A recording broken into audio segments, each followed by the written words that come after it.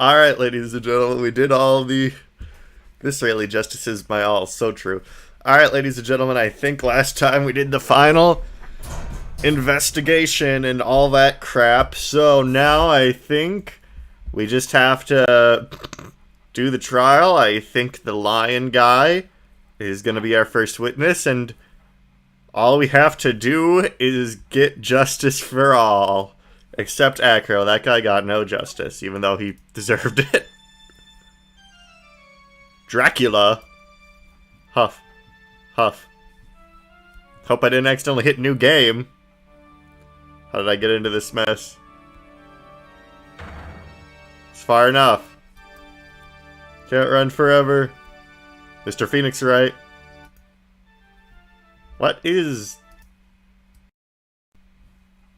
Let's just reset that. Continue. Farewell. My turnabout from chapter start. Okay, no, I guess we are just doing a redo of chapter 1 here with Dracula. Sorry for setting that, I guess. Guess Phoenix is having a nightmare. Oh no. It's far enough. That's far enough. You can't run forever. Mr. Phoenix, right. What? What have I done wrong? I cannot allow you to go on like this. Question mark. But I'm just a simple defense attorney. Silence! This is his super from Marvel vs. Capcom 2. This time it has dramatic relevance. Oh, is that so? Oh yeah, I guess he's feeling guilty because he's helping Matt Ungard, who now we know is a guilty psycho. I've had this dream before someplace some time ago. As if this day was written into my destiny. Is that ever actually used in a Dracula movie, or am I deceiving myself? Because I swear that's just like the theme of Dracula. But I can't really think of any specific examples. March 24th, 9:43 a.m. District Court Defendant Lobby Number 3.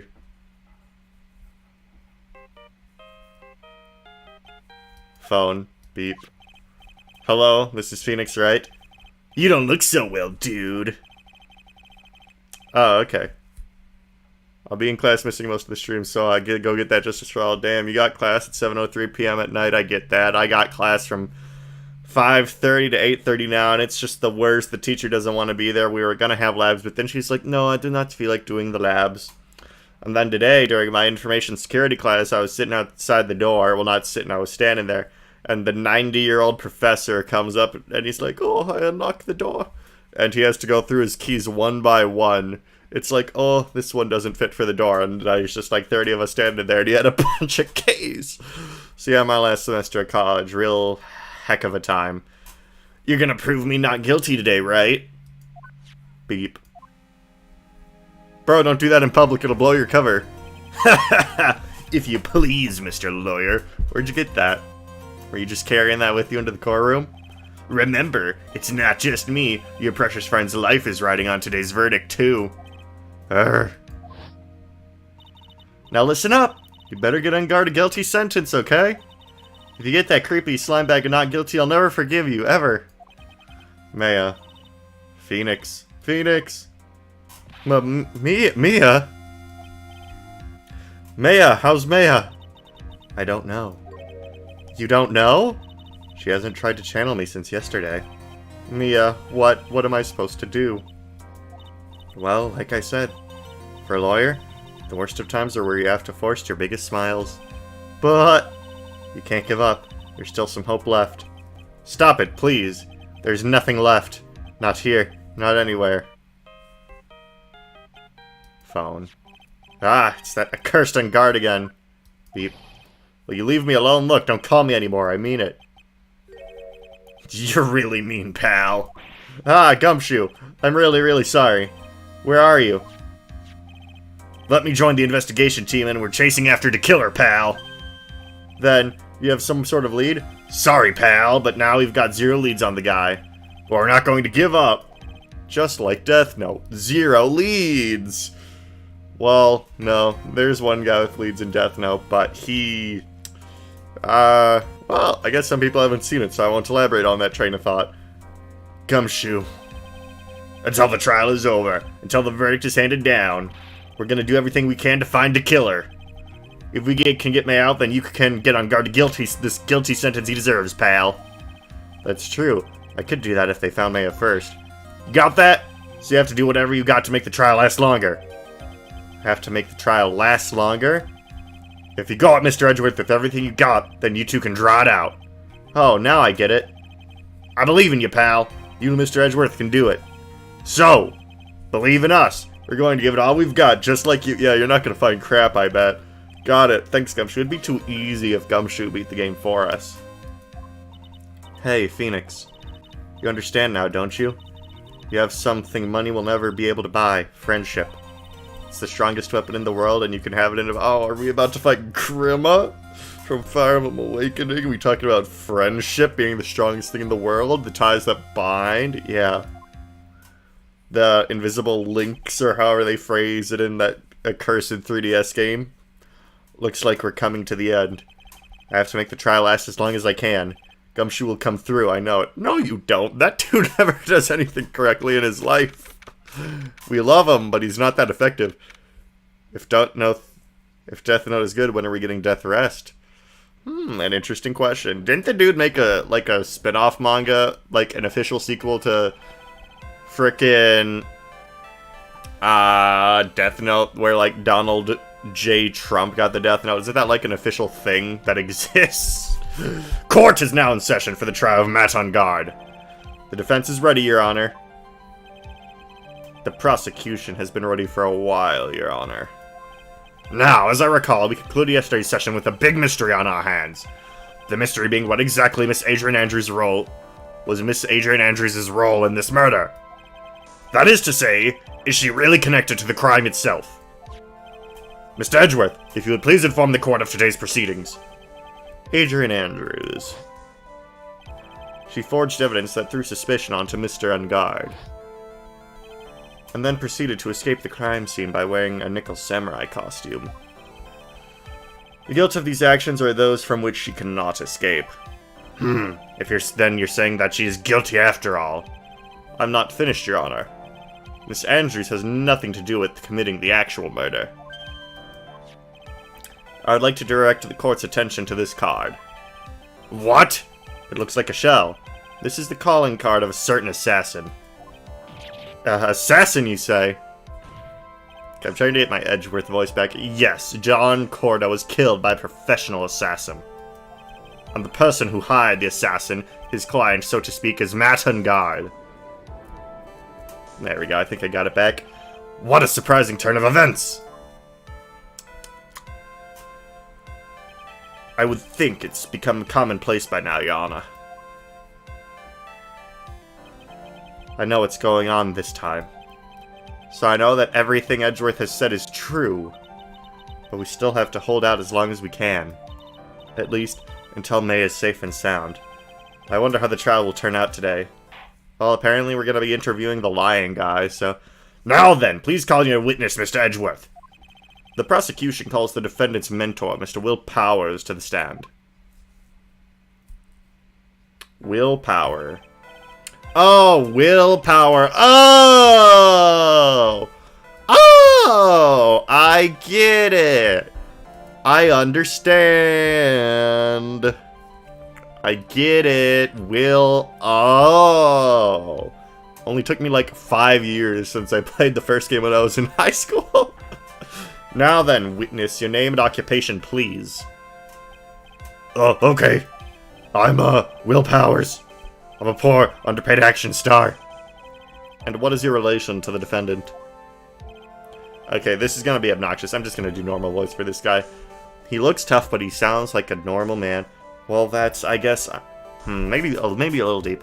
Well, that's, I guess I'm sort of a lousy mentor to him in a way, yeah. Mr. Powers, please, you don't need to put yourself down so much. Oh, sorry. Well, but I'm just kind of a nothing sort of guy. On the night of the murder, you visited the defendant's room. Is this correct? Yes. I didn't know that. But you know, I didn't actually get to see Matt when I went. All you need to do is answer what you're asked. Now then, I would like you to please testify about when you went to Mr. Ungod's room. Okay. Visit to Matt's room. After the award ceremony, I went by myself to Matt's room. Matt was standing there in front of his room, still in his Nickel Samurai costume. He was talking with someone. At first, I thought it was the bellboy, but it's actually the killer! I watched the two of them for a while, but then I gave up and went back. I had guests with me that night, and I couldn't make them wait to see it and I couldn't make them wait for me, and that was us. That was me, us. Pearls, Phoenix, and Maya. Nothing sounds out of place in Mr. Powers' testimony. And talking with the bellboy is no big deal. Phoenix, no, you need to remember! If one assumes that the person Mr. Ungard was talking to was an ordinary bellboy. Well, what are you implying? Oh, so Edgeworth is about to say the truth, and we have to somehow convince the court that it's not the truth. Okay, that's awesome. Can't Phoenix Wright go to jail for this? No, I guess it's legal to lie. If it's to defend your, defendant guy. Let's see. Well, Mr. Wright, let's have your cross-examinations, shall we? Looks like we're in for another sticky situation. Huh? A trap. Can't you smell it, Phoenix? But first, to find out more, we're just going to have to charge in head first, right? Visit to Matt's room. Press, press, press, press, press nigh the Phoenix guy. The defendant's room. Why did you go there? Well, I'm his mentor, like a big brother, sort of, and I wanted to say congrats. Well, what's wrong? Why did you stop? Mr. Wright. Well, what is it? You're going to try to trick me into a corner, aren't you? Huh? I know I'm just a poor, underpaid action star, but I'm not the killer. No one said you were, Mr. Powers. No, please, don't trick me. Every time you do your lawyer thing, the witness suddenly turns into the bad guy. I mean, that's not incorrect. Everyone we've ever interviewed on the witness stand has had a bad habit of not telling the truth. But Mr. Powers, he doesn't seem like the liar type, and we already proved last game he was an innocent guy, so I mean, I think his testimony is just going to be 100% accurate, so we have to lie now. Every time? Witness. I'll personally talk to the defense at a later time. So for now, please kindly cooperate and continue with your testimony. Sorry. So, you went to the defendant's room, and then? Hey, wait a minute. When and how did I suddenly turn into the bad guy here? Press, press, press. I think each game has at least one totally honest witness. Was Larry... Well, let me see. In the first game, there was the guy with the clock, who was... Oh, yeah, Larry Butts. I forgot he was a witness in the last case. You're right.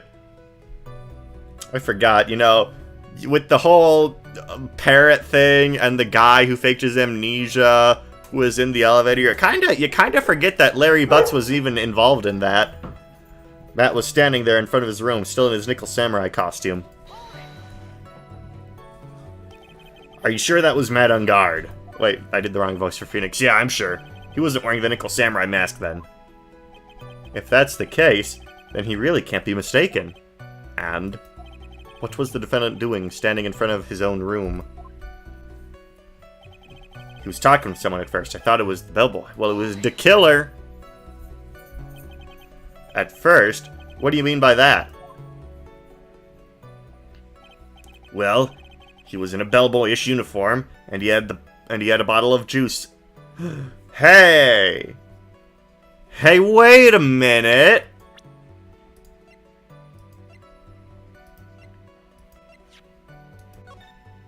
Hey, wait a minute! Do you see what I see? Do you see what I see? A star, a star. Oh, he was in a bellboyish uniform and he had a bottle of juice on a tray. Sounds like an ordinary bellboy to me. Yeah, but I didn't think he was a normal bellboy. And why was that? Why did I think that, Mr. Wright? How am I supposed to know? Sorry, but I can't remember right now, sorry. I guess I'm going to have to wait patiently on this one. I watched the two of them for a while, but then I gave up and went back. Okay, so I think I know what the thing I have to expose is that the killer had the juice. You saw the two of them, the bellboy and the defendant together, correct? Yeah, the bellboy just wanted to say congrats. Now, while you were watching the two of them, did you notice anything strange? You know, I did feel something weird. I think it was because Matt, well, he gave the bellboy a tip. A tip? That's a perfectly normal thing to do. Oh, so this game does take place in America. Actually, I don't know. Tipping in restaurants, I know, just isn't a thing in other countries unless you have spare change. But I actually don't know how bellboy culture works in Japan. So actually, I'm unsure. So, how long did you watch the two of them? Not more than a minute or two, I think. I guessed with me that night, and I could make them wait for me, and that was me! So who are these guests you're talking about? You guys, of course. You and May and that little Pearl. I thought it would be really rude since I invited you guys if I disappeared on you. So I went back to my seat pretty soon after seeing Matt in the hallway. This is like squeezing water from a stone. It's probably pointless to press further. Do you remember this incident? Did Mr. Powers leave his seat that night? I don't remember that happening at all. May was making such a racket in her hyper state. We love her, and we love her for it. I ended up focusing on her. I see. In any case, from his story, he probably wasn't gone for very long.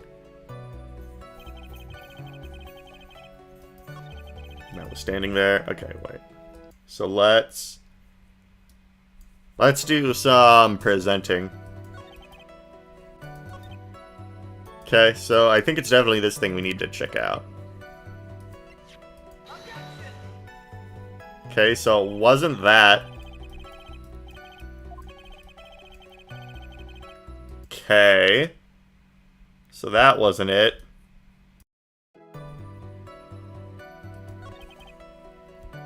Present, but why did you think it wasn't? Was it because of the juice? Where's my crime photo? Okay, no, so I must be on the wrong train of thought. I was talking with someone at first. I thought it was the bellboy. Watched the two of them, and then I went back. Guess with me. I watched the two of them for a while, but then I gave up, so...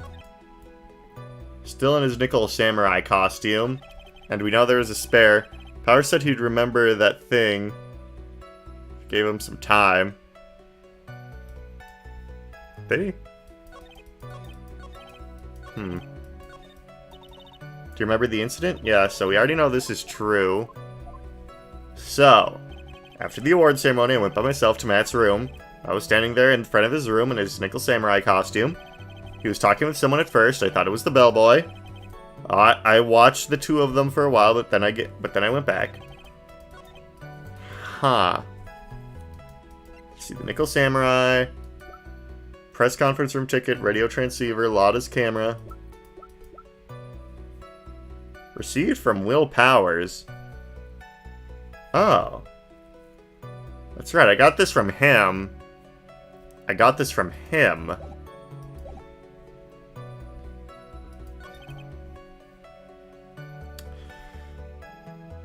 Guess. Okay, so what if I show him the radio transceiver that he gave me? Okay, so the award ceremony, I put myself to Matt's room, Matt, Samurai. Okay, so do you have anything to say about this radio transceiver he gave me? No. Huh, I'm pretty stumped here. But I'll figure it out, I gotta get justice for all after all. Check. I didn't have any options when I was pressing him, and the game said I shouldn't press him further because that'd be dumb. Samurai. What's this bear have to do with it? Tree from my guard living room. The award ceremony, I went by myself to Matt's room. Standing there in front of his room, still in his Nickel Samurai costume. He's talking with someone at first. I thought it was the bellboy. Watched the two of them. Did I press him on everything? Okay, so defendant. I think it was bellboy. Yep, tip. Okay, and like pressing him doesn't do anything. Okay. He's talking about the guest's line of questioning being pointless. Okay. Guess that's true. First. By that. Oh, I didn't do this one. I didn't think you. And why was that? Why did I think that, Mr. Wright? How am I supposed to. Wait. Hey, wait a second. Actually, Mr. Powers, only a few minutes ago you stated. You know, I did feel something weird. I think it was because Matt, well, he gave the bellboy a tip. Wait, so I was supposed to press him in reverse order? Could it be... Okay, I guess I just had to repress him on this one. That's weird. I don't think that's been a thing in, like, either of the two games up until this point. So that's random. Usually you just press them and then it goes, but okay, new mechanic, I guess, in the final trial of the final day. Could it be that you felt something strange about the tip-giving incident itself? Ah, yeah, that's it. You really know your job. Mr. Edgeworth? Yes, Your Honor. This bellboy, he wasn't an ordinary one, was he? He was the killer, obviously. Perhaps we should let the witness tell us. Very well. Mr. Powers, please amend your testimony. You mean about the bellboy, right? AA3 loves doing this. Oh, then I'm probably gonna have fun playing that one. I gave the bellboy a tip. Okay. Press. So he gave the bellboy a tip? So what's strange about that? Ah, well, you see, Matt's not a poor penny pincher like me. I was trying to figure out how much it was because the tip really shocked me. How much it was? But that's when something even more surprising happened. The bellboy was putting the tip he got in his pocket, and that's when I got my first good look at the guy's face. I was really shocked. I'm afraid I don't follow at all. Sounds like Mr. Powers was surprised twice by this event. Wonder which of his shocking moments I should ask about. The bellboy's face. What was so shocking about the bellboy's face, Mr. Powers? Well, he wasn't exactly a boy, more like an old gramps. Ahem! I hope you know that discrimination towards old men is a no-no in my court. Ah, the judge. No, that's not what I meant at all. In the smack middle of the guy's face, there was a line of stitches. A line of stitches? Yeah, and it went straight from the tippy top of his head to the bottom of his chin. Almost like it was a thread snapped. All the stuff on his head would come spilling out. Ah. He was there, at Engard's house. He was the butler. What was it, Mr. Wright? Ah, nothing, Your Honor. So that means Engard was talking with the killer then. If that fact were to be exposed, Engard would be declared guilty in a blink. Phoenix, you have to play dumb here. Pretend you don't know anything. Yes, Chief. Sure you don't have something you would like to say, Mr. Wright? Huh? What did you just say, Your Honor? Nothing, Mr. Wright, nothing. We're just going around and around in circles. Now then, Mr. Powers, please continue with your testimony. Okay. Okay, now I'll ask about the other thing instead. See if that gets me anywhere. So, yeah. The face, and we don't want to prove it was the killer until my boy Gumshoe figures out his biznass. The defendant is a huge star. He could afford to give a generous tips, wouldn't you agree? Sure. But giving him that much maybe was a little too much, I think. A little too much? Would you please clarify for the court about how much you would say the defendant gave the bellboy? Honestly, I don't know. I can't even begin to guess. And why is that? Because he gave the bellboy a really fat roll of cash. A roll of cash? Ah, well, how interesting. That certainly was a very generous tip, wasn't it? A very fat roll of cash that can hardly be called a tip, Your Honor. The judge is beginning to look awfully suspicious of us. I don't really have anything to object about, so I'll wait and see. There's nothing I can really object to here. I mean, who can argue that a fat roll of money isn't really odd? So supposing that roll of cash was not a tip, then what was it? Payment, Your Honor. Payment? Isn't it obvious? For the murder of Mr. Juan Carda. I did the wrong Edgeworth voice there, whatever. Then the bellboy the witness saw. Yes, he was the assassin. Well, hold your horses now, Mr. Edgeworth. You don't have any proof of this, do you? Have I ever been unprepared to support my claims, Your Honor? I have here the card Shelley de Killer left at the scene of the crime. Shelley de Killer. He is the person the police's special investigations team has been chasing for ages. I'm certain that the person the witness saw was this very assassin, Shelley de Killer. Really? What's wrong, Mr. Powers? No, nothing. Something just clicked in my head and I think I just figured something out. Oh? Actually, I saw that bellboy again later that night. What? When he took Maya, my precious Maya. My precious Maya. Mr. Powers, please testify. Tell us what you saw. Yes, sir, right away. Hopefully we don't have to do that dumb double back thing again, because otherwise we're going to be here a while. This time, I was in that hallway because I had to go to the bathroom. And that's when that bellboy I saw earlier came out of the room. Of course, when I say the room, I mean Juan Carda's room. Now that I think about it, the bellboy did seem kinda out of place. Yeah, so he had to be the assassin, I'm sure of it. I mean... Wow, you can just make up anything. You could just say you're sure of anything in the Ace Attorney world and the judge will take you at face value. I hope I never have to be a witness to anything. I would crack under pressure. Just being around, you know, police makes me nervous because, you know, like if I'm just going on the road and I'm going the speed limit, like I'll be like, oh, a cop, hopefully my tail light doesn't spontaneously combust and I'll go like exactly the speed limit. Like, you know, I'll feel nervous and extra nervous around cops because I really don't want to break any laws. So, in a court of law where I have been sworn to tell the truth and nothing but the truth, and I have to use nothing but my memory, which is very susceptible to outside influences, and that's not just me, that's human memory. You know, it's not like our brains are computer hard drives that save data, ladies and gentlemen. We're all susceptible to the fragmentations of time.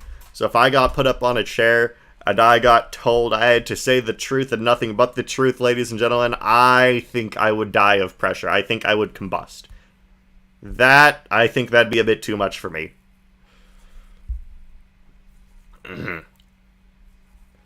Thank you very much. Thank you very much. This is all we need for now. Huh? But I'm not done. There's still more. Let us first establish that the bellboy is truly Mr. de Killer, then we'll see. Now, does anyone else feel that way around law enforcement, or is that just me? So the bellboy came out of the victim's room. And if that bellboy really was the assassin, then I think the answer is fairly obvious. That would be correct, Your Honor. Well, Mr. Wright, I believe it's your turn to entertain and make us laugh. Haha, haha. Also doesn't help you hear all those stories and see all those videos of police being rather unkind. You know, on the internet these days. This is no laughing matter.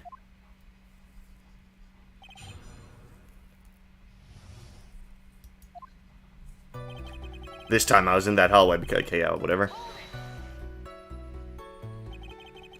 And what time was it? You know, it's weird, because if you're around police, you should feel safer. You know, logically, because they want to be, you know, the law enforcement. You know, they want to stop people from murdering you.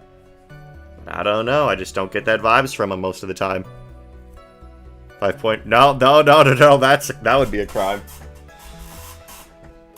Yeah, but I don't know, when I'm, like, driving and I see a cop car, and I'm like... And what time was it? Ah, well, I don't remember. The award ceremony ended around 8 p.m., right? And I went to Matt's room pretty soon after that, and then I came back.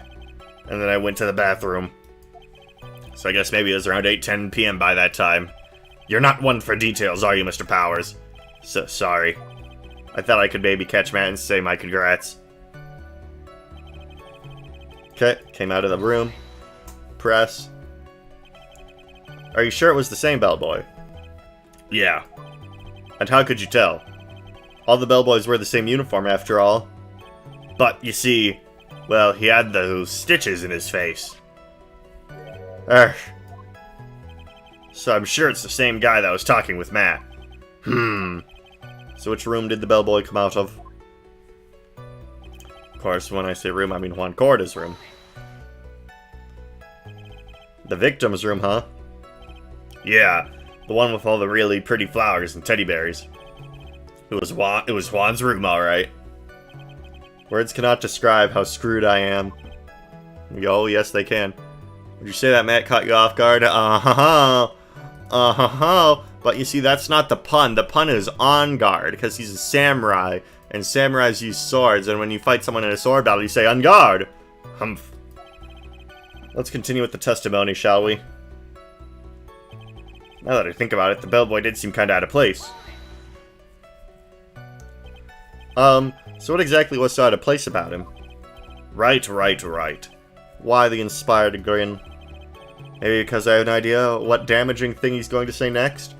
Well, the bellboy was empty-handed. Empty-handed? That bellboy was one of those room service people, right? But he wasn't pushing a cart, and he wasn't holding a tray either. You'd call that a little strange too, wouldn't you? I agree that it is a bit strange, Mr. Powers. But is it really that unusual for a bellboy to be empty-handed? What should I do? Should I let Mr. Powers' testimony slide, or... try to pull a fast one, I guess. There's nothing strange or unusual about an empty-handed bellboy. But there really is. There really isn't. If you two are done being school children. Bellboys are for room service. There's no reason for them to be empty-handed, ever. Your Honor? I ask that the witness's previous statement be supplanted with this new one.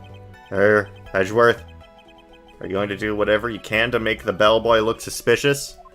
I see, very well. This court recognizes and grants the prosecution's request. Mr. Powers, if you could amend your testimony, please. Yes, sir. Bro does not want to be here. If I press him again, is that a different result? So you're saying that it's suspicious for him to be empty-handed? Yeah, really suspicious. I mean, when I first saw that bellboy, he was holding a tray in his hand, and there was a bottle of juice and a wine glass on it. Juice? What kind of juice was it?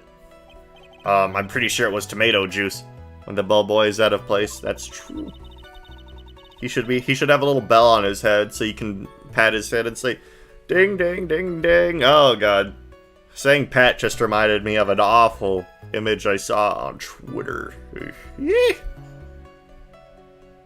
If we could come up with some sort of reason as to why he would come out empty-handed, some sort of proof, then I think we can dodge the bullet on this one for now. Proof, huh? Sounds like another job for the core record. Yeah. Okay. So... I don't get it. That head pat thing that some anime fans do. It's rather strange. Rather strange. Anyway, here's my crime photo. My train of thought earlier comes to pass. Mr. Powers? Yes? You're easily influenced by other people's words, aren't you? Don't be mean to Mr. Powers. He's doing his best. As soon as you heard that bellboy might have been the killer, you got caught up in believing it must be true. But, isn't he really suspicious? He's got all those stitches and... So? A baseball has stitches. Wow, you got him there, Phoenix. Are you saying all baseballs are suspicious? Sure. Go. Well, there's also, I mean, what about him being empty-handed? I would like to ask the court to please take a look here. This is the crime scene. There's a wine glass sitting next to Mr. Corda's body. The liquid inside this glass is tomato juice. Bullying Mr. Powers for crimes against Old Peg in the last game. So true. That's true. And now, if you look at what is on top of the table in the lower right corner there, When the false equivalence... when the equivalence is false. Germa smile. Ooh. Anyone can clearly see that it is a tray with a bottle of tomato juice on it. The bellboy had just brought this to Mr. Korda's room. He left the tray in the room, which is why he was empty-handed when he left. But that would mean that the bellboy had seen and left a dead body in the room. Ah, but can you prove that Mr. Korda was already dead at the time? Mr. Edgeworth? Yes. I blame you for leading me down this route. I'm terribly sorry. What is with him? Why is he laughing? Witness, isn't there one more thing you would like to share with us? Is there? The bellboy was empty-handed, or should I say empty-handed. I recall you had something interesting to say about his hands. Oh yeah, I almost forgot. Huh? Well, what? The bellboy who was wearing gloves. Gloves? Yeah, pitch black leather ones. All the other bellboys don't wear gloves like that, right? Black leather gloves? Why didn't you mention them earlier? So sorry, it slipped from my mind. Boy, does this make the bellboy look really suspicious. Alright, I got you focused. I can't lax here. So what if he had gloves? A lot of bellboys wear gloves. Come on, Mr. Wright, that bellboy is wearing black leather ones. Hey, what if I want to wear black leather gloves, Powers? Gloves are cool. So, football is made of... Bro is thinking about nothing but balls right now. Baseball, football, we're going to be talking about soccer next. Phoenix proving the bellboy entered the room when Korda was alive and then Korda was dead later. Way to go. I mean, when you phrase it like that... when you phrase it like that... Yeah, I guess that's not the best. So a football is made of leather. Are you saying that all footballs are suspicious because they're made of leather? Phoenix Wright, savior of Sparks. So true. But that man, he received a large roll of cash from the defendant. And then he was seen leaving the crime scene wearing black leather gloves. I don't think that even someone like myself can believe this was just another bellboy. Did he just admit he was stupid? Well, at least he's self-aware. It seems that we have finally come to an understanding. Now then, witness, please continue with the rest of your testimony. The rest? Oh yes, please tell us more. Okay. Okay. Okay. That was my Ness from Earthbound impression. After leaving Juan's room, the bellboy went and knocked on Matt's door, just like that. He gave something to the person inside the room. Then the old guy just left without even going into the room. After that, I went to the bathroom and then back to my seat. Wow, bro, you did not say any of this when we were talking to you for the past 2 days, bro. So, the bellboy leaving the crime scene next went to the defendant's room? Yeah, I kinda saw that by accident. Some accident, I'd say you saw too much. And all of it was suspicious to high heaven. I think it's safe to say that we can no longer consider this bellboy to be normal. Now then, let's get started, shall we, Mr. Wright? Your cross-examination, please. Yes, Your Honor. Well, if Manangard got declared guilty, at least Shelley the Killer's reputation would be shot. Like, they couldn't even go back to being a hitman after this. Because A, everyone would be looking for someone with scars down the middle of their head, and 2, the guy they hired got declared guilty. Who would hire someone who does that? If you're leaving Juan's room, the bellboy went and knocked on Matt's door, just like that. Is that what you saw while you were busy spying? Yeah, excuse me? I may be a poor underpaid action star, but even I wouldn't stoop to spying. Well, I think the point is, where did you watch all this from, Mr. Powers? Oh, from the door of the bathroom with my left eye, in a sort of sneaky spy-like... I knew he was spying. Please, does it really matter if he was doing it underhandedly? What did the bellboy do next? That's all I care to know. He gave something to the person inside the room. I said, hold it. Okay. That's better. Ahem. What kind of statement is that? Please elaborate and give us a few more details. Oh, okay. I should probably ask him only one question at a time. About this something. He gave something to this person. Yeah. And what was this something? Ha ha ha ha. If I remembered what it was, I wouldn't be calling it something, would I? But this implies that something was removed from the scene of the crime. Someone smart enough to not order a hit on a guy 2 rooms over, probably. I mean, true. Are you sure you really can't remember, Mr. Powers? I think it was something kind of small. This is incredibly crucial. This is an incredibly crucial piece of information. Please try to remember what it was. I'll try. In the meantime, let's talk of another point, namely, what the bellboy did next. Oh, after he gave the person inside the room the thing. Okay, now I'll ask him the other question. Press. Wonder if Maud is going to come back into this. Are we ever going to give her camera back? Now that it's evidence? Let's got the person inside. So who took this something the bellboy handed off? Actually, I don't know. What do you mean? I'm sorry, but I only saw the person's arm. Only an arm? Then you're saying you didn't see the person's face? Yeah. I would like to summarize the testimony up to this point, if you don't mind. When the bellboy left the crime scene, he immediately went to the defendant's room. There, he handed a small item of sort to the person inside. As for the person who received the item, all you could see was the person's arm. Yes, it was just like that. Mr. Edgeworth, is all this really that important? Of course, Your Honor. I think this is of the utmost importance. This is when whatever was removed from the crime scene was handed over to the client. Mr. Powers, please try to remember what it was the bellboy handed off. Well, let's see. I think it was no. If you remember, please add it to your testimony. Yes, sir. If I saw it again, I'd say for sure, but I don't think it was some sort of wooden statue. Some sort of wooden statue. Is this made of wood? Is it this thing? What was the point of that pregnant pause? Pregnant pause? How can a pause be pregnant? Since when did pauses give birth?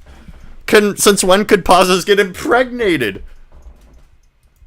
Is this what you're into, Mr. Edgeworth? Do you like impregnating pauses? Menopause? Where did that objection come from? Well, speak up. It was me, Your Honor. What is it, Phoenix? I have a feeling that something bad is going to happen once I show this. What did bro mean by this? I've never... If that's a figure of speech, I never heard it in my life.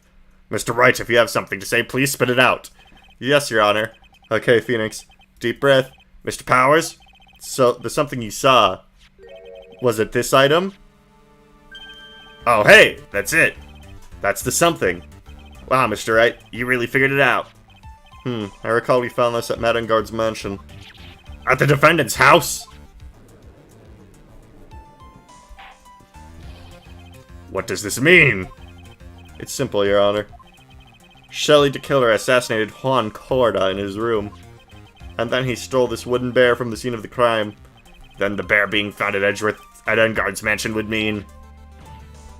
It goes without saying, Your Honor. Madengard is the killer's client. Ooh, this isn't good. It is gonna die! Order! I said order! Mr. Wright, this is a most unfortunate turn of events for you. Did I just game over accidentally? Yeah. Sorry, Mia. No, it's alright. Your judgment was sound. Actually, I figured the bear would come up. If not now, then it would have later on. Even if you hadn't shown it to the court, I'm sure your friend Edgeworth would have. I almost forgot that he knew about it too. I think it was clear that there is no need for us to continue this trial. I can't let this happen. I have to do something. There has to be something we've overlooked. Your Honor, a minute, please. Yes, Mr. Wright. There are still a few points left that we have not fully explored. What are you trying to pull? Oh, well, we can't have that. Alright, Mr. Wright. What questionable point? Okay. The person who received the bear. Ooh, this is a tricky one. Powers' testimony is fine from what I can tell. He doesn't seem like the type to lie. The person who received the bear, well, someone could have planted it in Guard's house.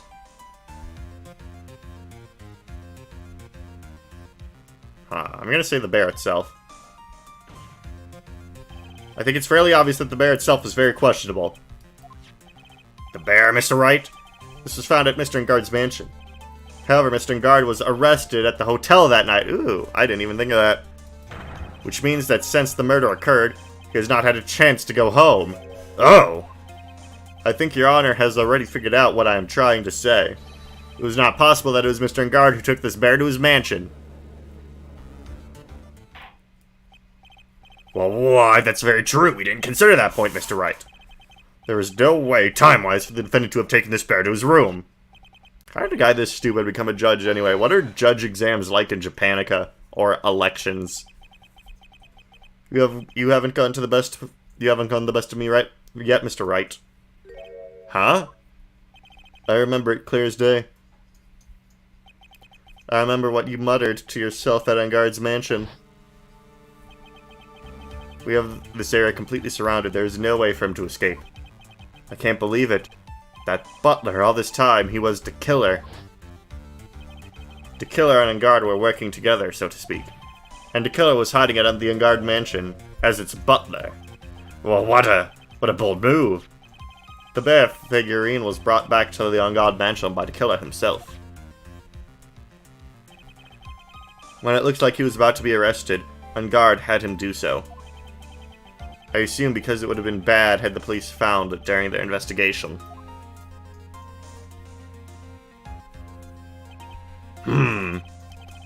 Well, Mr. Wright, you've been quiet for a while now. This is too much. Is there anything I can attack at all? I have to try. I have to find something else. What will you do now, Mr. Wright? Do you plan to... I plan to expose a clearly shaky place in Mr. Powers' testimony. Well, what? There's still another one? There is indeed, Your Honor, and it's quite a questionable point. What are you trying to pull? Oh, well, can't have that. Alright, Mr. Wright. What questionable point would you like to explore further? The person who received the bear, I guess. Let's try that. There's one thing in Mr. Powers' testimony that was unclear, and that is the identity of the person who received the bear. He gave something to the person inside the room. I'm sorry, but I only saw the person's arm. As long as we don't know who it was that took the bear, we can't be sure of... Well, that was random. Well, what is it, Mr. Powers? If you're going to scream like that, then at least give us a good reason why. Bro just let out a... Bro just needed to get it out, Judge. He was stressing. Oh, yeah, sorry. Actually, so, I remembered who took the bear. What? Really? I mean, I only saw his arm, but the arm, it was the Nickel Samurai's arm, I swear it. You've got to be kidding. Are you sure of that, Mr. Powers? Well, we can't forget that Adrian Andrews was in the costume, too. Yeah, I'm sure it was the Nickel Samurai. Order! Order! Looks like you've dug your own grave yet again. How many times is that today? I've lost count. So the person who took this little bear was the Nickel Samurai. And, as we all know, Madame Guard is the Nickel Samurai. No, it could have been Adrian Andrews. Thanks to the defense, we've made that all the clearer. I think we've heard enough. We now know why this bear figurine was at the defendant's mansion, as well as who it was that received the bear from the assassin in his room. Everything has become very clear. The client who hired the assassin to commit the murder was Matt Engard.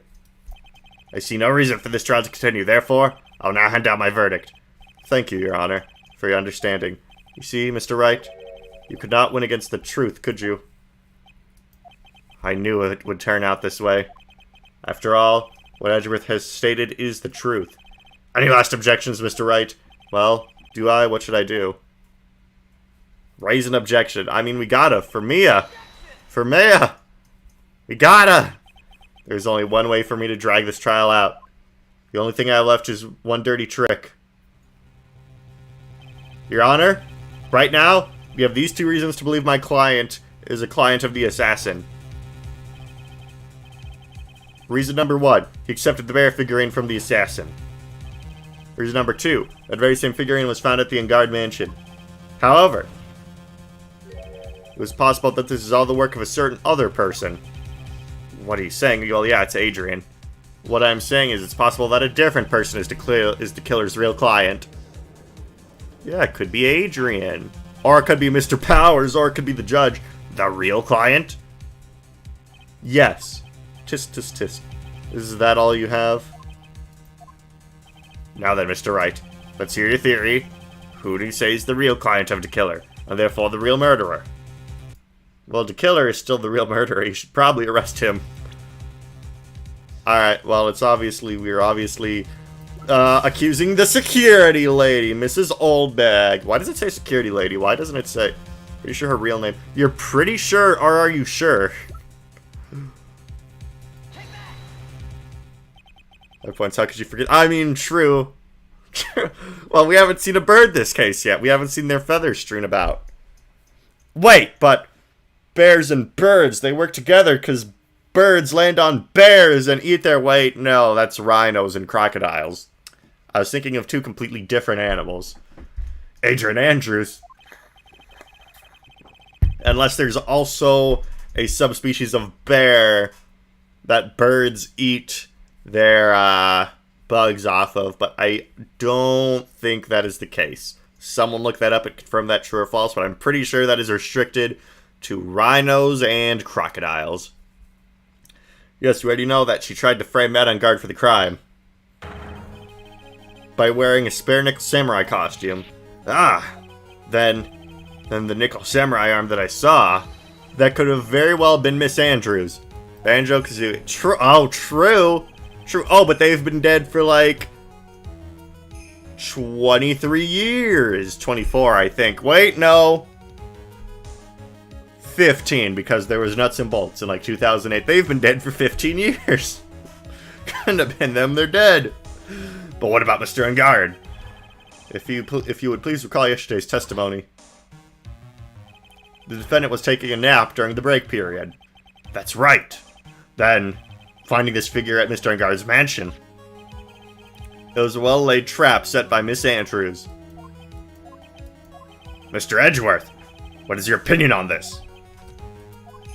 I can't even begin to count the flaws in the defense's logic. Besides which, there is no evidence to support it. However, I can't fully discount its possibility either. What is with this trial? Come on, anyone can tell Engard did it. I can't believe the defense would go so far as to pin the guilt onto someone else. A2 is like a year after the Microsoft buyout. Then there's a motive. And there's a motive. Interesting.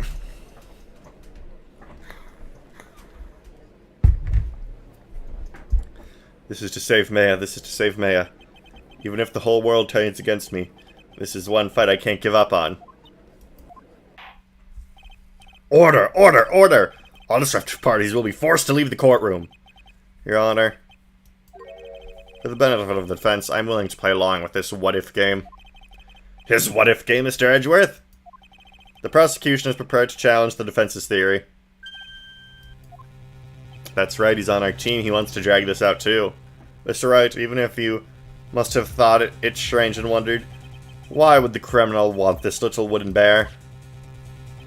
He's right. The killer did specially bring that bear to Engard right away. Why do you ask? Is there something special about it? Absolutely. And I'm sure that once the court knows its significance, the true killer's identity will become crystal clear. It's Kazooie.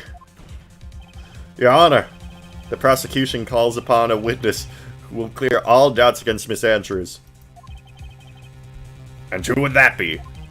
It's quite simple, Your Honor.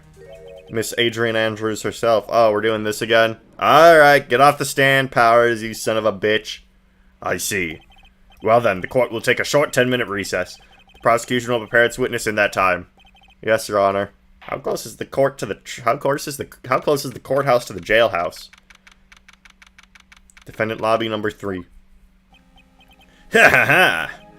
Oh, I knew it was a good idea to hire us to hold her hostage, don't you agree, Mr. Lawyer?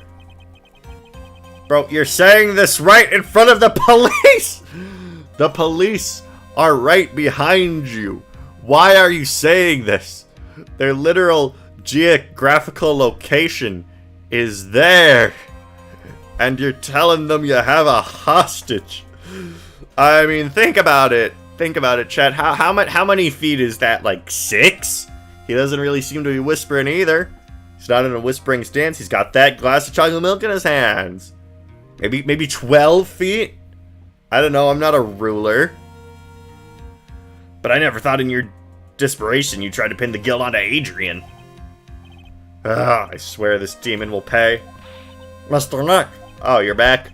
Pearls, where's Mia? I don't know. A really strong power suddenly called her away. Oh, so Maya is summoning her now. Interesting. A really strong power? It's to kill her. Well, Mr. Nook, your phone is... It's from Gumshoe. Oh, no, it's not to kill her. How's it going? Have you been hanging in there, pal? Yeah, sort of. We just barely found something to latch onto. Phew, that's good, pal. And what about you? Anything yet? Have you figured out where to kill her in Mayar? We still don't have any... What are you doing? Like, what do special investigation teams do when they have no evidence? Because as far as we know, like, there's no proof as to the killer's location. It's like, what do you do in this instance? You just do nothing? We still don't have any leads yet, so if you don't have any leads, what do you do then at that point? What? We don't have any more time! If we just had one, even a single clue would be helpful. I was only able to come this far because I kept thinking to myself, I've got to keep the trial going until May has been rescued. But if I just run out of luck this time? Is all our hope for naught? A tent! Huh? A tent? I could see a circus tent. No! No! No! No! No, not a circus tent! Not a circus tent! No! No! Not a circus tent! Oh no. Oh no, not a goddamn circus tent. Good lord, kill me now. Mia! Plot relevant. No.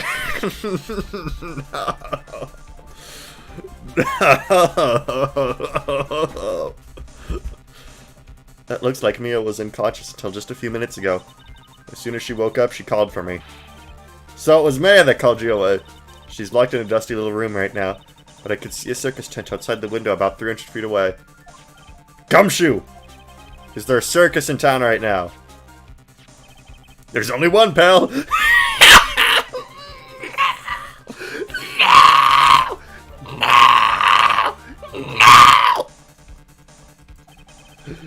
Maya is somewhere within a 300 feet radius of the main tent. Well, what? Okay, hold on a sec, pal. Hey, draw a circle around that map, about a 300 feet radius from the main tent, hurry! And? I could see a mailbox under the window. Gumshoe, there's also a mailbox. Okay, what else? What else, Mia? I'm sorry, but it was a very small window. I couldn't see anything else. I felt like I was in an old office building, maybe the 3rd floor or so. I heard her! An old office building. Good stuff, pal. Okay, just hang in there just a little longer, pal. Wish us luck. Good luck. I'll call you later, so don't let your battery die, okay, pal? Beep. Mia's not hurt, right? She's in a pretty bad state, Phoenix. She's being starved. Gumshoe, please hurry. It's only been 2 days. It takes 2 weeks for starvation to kill you. I think. Last I checked. Should be 2 weeks. Yeah. Yeah, I think the number is 2 weeks. Or actually, I think it's like 2 weeks for dehydration at best. And I'm saying at best. Like, if you drank like a billion waters beforehand, then you'd have 2 weeks. And then I think the best case for starvation is a month.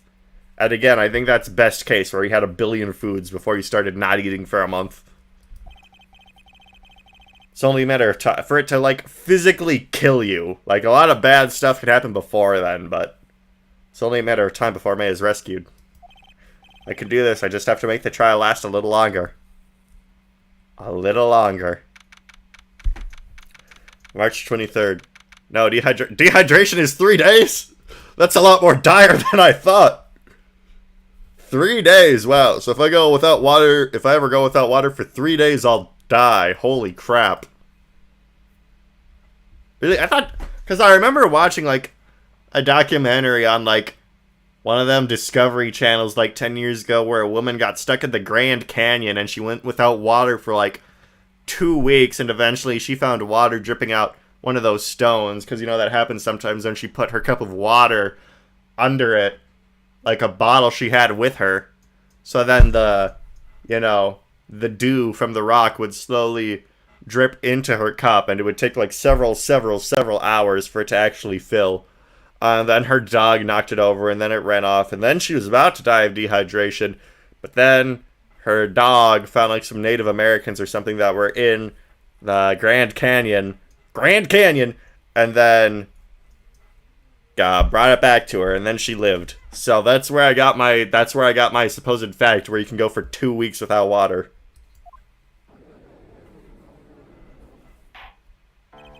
I'm looking this up. 3 days.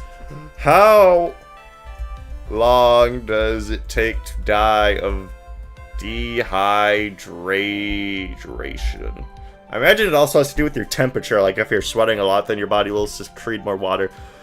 Dying from dehydration is generally not uncomfortable once the initial feelings of thirst subside. If you stop eating and drinking, death can occur as early as a few days, though for most people, approximately 10 days is the average. In rare instances, the process can take as long as several weeks. Okay, so you can live 10 days, and in rare instances, it's several weeks. So you technically can go for 2 weeks without drinking water sometimes. Court will now reconvene. The killer, the man who murdered the victim, handed this to the client. From this, one obvious question arises. Why this particular item? What I walk in on, well, Mr. James and Watch, we are discussing the intricacies of dying of starvation and dehydration. I believe the answer to that question will provide to us the name of the real criminal. As a Perry fan, you should learn to study how long it takes to kill a person from starvation and dehydration. This will be a very valuable skill set for your Perry toolbox. Now, the prosecution calls the defendant manager Adrian Andrews to the stand. Currently, the witness is accused of tampering and obstruction of justice. So she's going to jail no matter what. However, you have been called to the witness stand today to ascertain who exactly is guilty of murder. I understand. Very good. Now, have you ever seen this man before, Miss Andrews? Of course I have.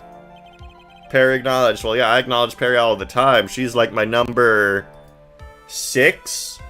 5? I don't know. Have you seen it before? Well, that's right. It's only natural the witness has. Miss Andrews, could you please enlighten the court to this bear's secrets? Alright. Why? Why does she? Alright, here we go, the bear figurine. Actually, this is an elaborate puzzle. If you know the correct order, it can be taken apart one piece at a time. At its center is a small cavity with just enough room to store a small item. Because of its complexity, if you don't know the order, you can't open the bear. Well, I'm sure you could just brute force it. You really can't tell that. It's just a small jewelry box just by looking at it. So this figurine, it's a container. And that has the suicide note, I bet. Because, okay, yeah, so that has the suicide note in it. That's going to be the twist. As soon as I heard you can put something in it, yeah, okay, so that's where the note is. So this figurine, it's a container of sorts, is it? Yes. Looks can be deceiving, wouldn't you agree? Yes, this is a superb craftsmanship. Oh, yes. I nearly forgot. You may begin your cross-examination, Mr. Wright. It looks like there really was something to that bear after all. The bear figurine. Alright, time to press. I mean, my server's Discord profile is Perry, my entire server, and it's been that way for like 2 years, and that sprite was made by Shane Shanley. That's right. But it looks like this is an ordinary figurine. True enough. To people who don't know, I'm sure they would never guess that this was a puzzle. So what kind of puzzle is it exactly? In the correct order, it can be taken apart one piece at a time. So you can't take it apart? And how would one go about doing that? Well, you first turn its tail to the right and then push it in. Oh yes, I see. After that, the arms and legs are free to move and can be removed. Oh? Oh, this is most interesting. A boy and his new toy. It's like he's 5 all over again. This is... Oh, don't mind me. Go ahead and carry on. I think he's lost it. I mean, he's pretty stupid, so... Then again, there's nothing stupid about finding your inner child. So, what do you find after you take the puzzle apart? It's a small cavity, just enough for him to store a small item. And what is that small item? And how do you know about this? I know because I was the one who bought it. Huh? It was a souvenir from when a friend and I went to Switzerland. Then this was a present from you? That's right. It was a puzzle in the shape of a bear, so I thought it would be perfect for Juan. So it was a present from Miss Andrews. Witness, let's continue with your testimony. Because of its complexity, if you don't know the order, you can't open the bear. Bears! So who exactly knew how to solve this puzzle? Only the two of us, Juan and myself. It was a souvenir from Switzerland. So I doubt there are that many people with the same bear in this country. But this looks like it could be easily broken. Especially if someone wants to get what was inside. Well, it's a toy. But it can never be the same again once it's been broken. Just by looking at it. Okay, so I guess I gotta expose something somehow. Who else knows that this bear is actually a small container or jewelry box? I never told anyone. As long as Juan never told anyone either. And only the two of us knew. The two of you, huh? And of course, that means Mr. Engard didn't know, right? I think this is about all I'm going to get for now. Figurine updated in the court record. Okay, so we're moving on to the next thing. Because the music stopped, so I don't think I could present evidence or anything for that particular section. Hold on, I'm just doing something real quick. Alright. So, well, Mr. Wright, I think even if you've come to realize... Hold on, wrong voice. Even you have come to realize that there is one very important fact we have uncovered, and that is this. The bear is actually a jewelry box. Now that we have agreed to this point, there's only one logical question that could come next, and that is, what is inside this box? What's inside? That's right. That's what we are going to find out next, witness. Yes? You are the only one who can open this. Well, the judge just figured out how. Please.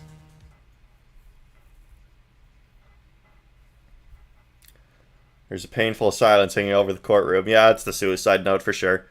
All eyes are on Miss Andrews as she solves the puzzle and takes the bear apart. Click. I've opened it. Is this what you wanted? Well, what is that? Looks like a note. Oh, I was so right. I'm the best Ace Attorney player of all time. I called it the second I figured out what the bear was. I don't think we need to guess what it is at this point, do we, Mr. Wright?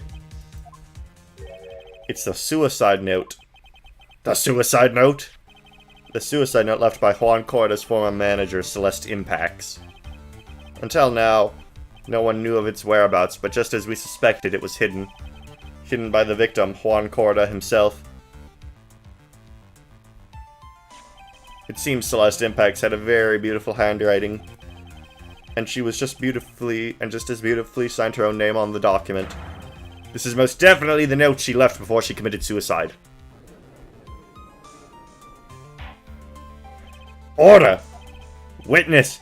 Did you know about this? Yes, I did. I heard all about it from Juan. When I discovered his body, I looked for the bear. I wanted to destroy the note before it became public. But I couldn't find it anywhere. Because it had already been taken by the killer. Everything is going at Mr. Edgeworth's pace. So now that the suicide note has been found, what's the next logical question? What is written on the note? That's right. At least that's what I would think. Now then, I believe it is only appropriate the contents of this note be made known. I can't stop you, can I? I went through so much just to get my hands on it, and I was going to burn it, for her sake. I'm deeply sorry, but I can't allow you to persuade me to stop. Your Honor, if you could please read the contents of the note aloud. Very well! Why is the judge reading it? The judge's voice rang loud and clear through the dead silent courtroom. In her note, Celeste Impex left us a record of all that had happened to her. About being used and then thrown away by Enguarde, about being engaged to Corda, and Enguarde's role in destroying that, and about how she decided in her despair to end it all. That's rough, Jiggy. And that's all Mr. Impex had to say. So we don't get any specifics on that. There is one thing I'd like to say here. The prosecution has no interest in slandering Mr. Enguarde. Then what? Our intention, Your Honor, is to establish a motive for murder. Isn't that correct, witness? Yes.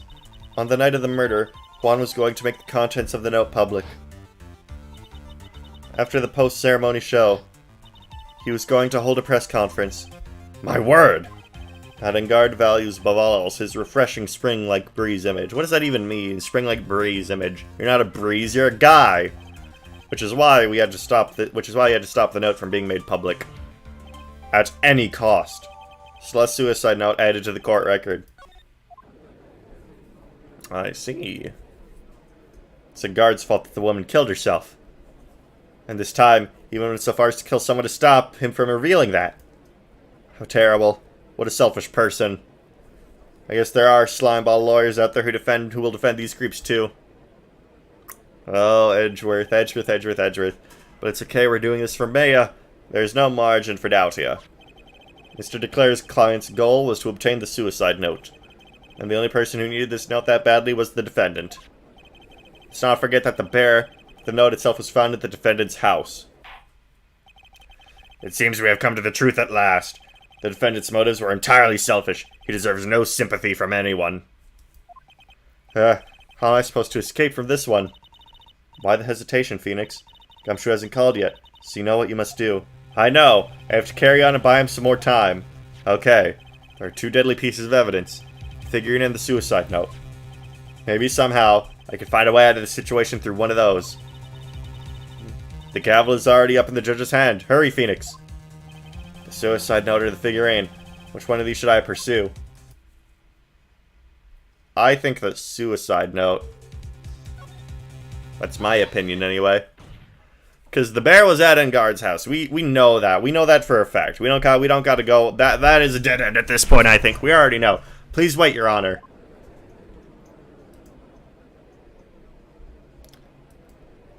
He's still going at it? So in the third game, is his reputation in the mud? Actually, don't answer that. Because Phoenix is probably going to say May got kidnapped, and then everyone will forgive him. I think Your Honor believes that Matt Enguarde killed in order to obtain this note. Yes, that is correct. But that seems a little strange. In fact, I think there's a contradiction here. This note was hidden by Mr. Corda until the night of the murder. If that is the case, I say that Matt Enguarde could not have known what was written on this note. Oh snap. Oh, I didn't think of it that way. But now you have, exactly. But I did think of it that way. And I thought it rather strange. No one in their right mind would kill for a note without first knowing what it said. But he's not in his right mind. He's crazy. Order, order, order. You make a valid point, Mr. Wright. Mr. Edgeworth, what is your opinion? It was just a flash, but I think it did rather well on this one. Unfortunately, I think he believes differently. I believe a show of appreciation is in order. Huh? The defense seems to be in love with wishing more despair upon itself. I would like to direct the court's attention to this. What is that? It's a very small video camera, Your Honor. It's the type of camera commonly used as a means of spying. Spying? What the? I thought that spy camera was in my possession. Modern God and the victim both thought of the other as their biggest rival. They even went so far as to use this type of item to find each other's weaknesses. And the victim, Juan Corda, was being spied on. His personal life was being watched by none other than Matt on guard. How did you get those scars? Order! Order! Ahem, Mr. Wright. Yes, Your Honor? You don't tell me you knew about your client's spying activities? Well, sort of. Sort of is not an acceptable answer, Mr. Wright. I see you are confused, Mr. Wright. You were probably thinking, but I have the camera that was stuffed in the bear's eye. But this camera that I have is not the same one. Last night I searched the victim's house on a hunch, using this Gumshoe's Bug Sweeper. By the way, Mr. Wright, the defendant's fingerprints were found on this camera. Matt Guard's fingerprints were on there? Well, Phoenix, looks like those cameras were hidden all over the place, huh? What am I supposed to say to that evidence? I think this is the end. It's fairly obvious that Mr. Engard learned of the suicide note through this. And he was watching the victim all along. He got me good this time. I don't have anything to counter that. Hey. Hey now, what's that lawyer thinking? Mommy? Is that man the bad killer guy? Shush, stop. Don't look at him. Oh, now even children hate us the way he's sweating just so... Ew, nasty. Phoenix. Yes, Chief? Have you figured out what you're going to do next yet? What I'm going to do next? Does running away like a frightened child work? I know it seems like Mr. Edgeworth is very close to putting the lid on this case, but in his eagerness to prove his point, he forgot one very important thing. Well, what is it, Mia? There's a piece of evidence that he really should investigate. Something he should investigate? I really would hate to see a good prosecutor get scolded. Does the camera have a mic? No. Well, it could. We don't know. I don't think that's it. That seems like a pretty dumb detail. And people, you know, some people playing this game, I think cameras just have mics. So, I don't know. For not remembering. Okay, goodbye, Mr. James and Watch. For not remembering to look into the item he had when he had the chance. How are you speaking in riddles all of a sudden? Alright! I think this is time we finally understand everything. Well, Mr. Wright, you don't have any further objections, do you? What is this piece of evidence that Mia is talking about? Can I figure out what it is that still needs to be looked at, or should I let it go? Present evidence. I have an objection, Your Honor. Tisk, tisk, tisk. What about the weakest? That's about the weakest objection I've ever heard, Mr. Wright. Objection! Your Honor, the defense has no intentions of letting this go so easily. You're beginning to sound desperate. That's just your imagination, Your Honor. Mr. Edgeworth, this is not like you at all. In your eagerness to prove your point, you've forgotten one very important thing. Hey, isn't that what I just said? So you're telling me that I forgot something? You're so close, Mr. Edgeworth. But there's something you really should examine about this piece of evidence. Alright. I don't really know what this is. Let's go to slot 0. Not the Nickel Samurai, not the conference ticket, not the radio transceiver, not Lotta's camera, not the magazine clipping, not the hotel guide map. Did I even ever use the hotel guide map? Literally, I didn't use this once. Guitar case, wine glass, crime photo, Jamin Ninja's button, suicide report, attempted suicide report, knife, picture card, spy camera. Oh, it's set to record. That's right. It only records at certain times. So I think it's the camera. Because if it's only set to record at certain times... Well, Mr. Edgeworth? Yes, I do believe I have some special examination is needed. I think the item that should be examined is the defense's gray matter. Well, dang. Is it the transceiver? Nope, it's not the transceiver. Okay, well then, credit card receipt there. Celeste's photo. Is it the suicide note? Okay, well, I don't know why that would need to be investigated more. We already know about it. This is I just chose the 3 things that were most relevant because, like, all this other evidence doesn't mean anything anymore, so it could only be, like, the camera and the suicide note. I just thought it would be the camera crap first, and I was wrong. But I limited it down to those 2 things. That is Miss Impact's suicide note, right? Who knows? What? Okay, that is a total leap. That is a total leap. Oh my god. I mean, sure, the suicide note was found inside the spare. The spare was in my possession until a few moments ago. Which means the handwriting on the suicide note has yet... Okay, no, I don't follow the logic there. I think that's pretty random. I think that's a pretty random thread, if I'm being honest. The handwriting on the suicide note has yet been analyzed. Like, that is not the logical conclusion I would have come to about that, me personally. Oh. So, as to whether this pivotal piece of evidence was really written by Miss Impacts or not, has yet to be even remotely confirmed. Fair enough, I guess, but still, not what I would have gone with there. Mr. Wright, are you saying the suicide note is a fake? Miss Andrews, you were the one who tried to pin this murder on Mr. Engard. Who's to say you didn't create a fake suicide note and put it into this bear? How dare you? Your Honor, the defense is indiscriminately accusing the witness again. There is no evidence linking the witness to this suicide note whatsoever. But if this is fake, then the witness is the only person who could have made it. What? Recall the witness's testimony concerning this figurine. The only person other than the victim who could solve the puzzle is the witness herself. Miss Andrews, you wrote this note, didn't you? You wrote it so you could use it to frame Matt Engard. I did no such thing. Right? If you're going to pronounce this suicide note a fake, then show the court some evidence to support your theory. Mr. Edgeworth, you were the one who presented this scrap of paper as evidence. That means the burden of proof lies with you, the prosecution. Oh, this is getting dramatic. Drama bomb. That's enough. Mr. Edgeworth, can you confirm this handwriting on the suicide note? It is as the defense stated, the handwriting has yet to be analyzed.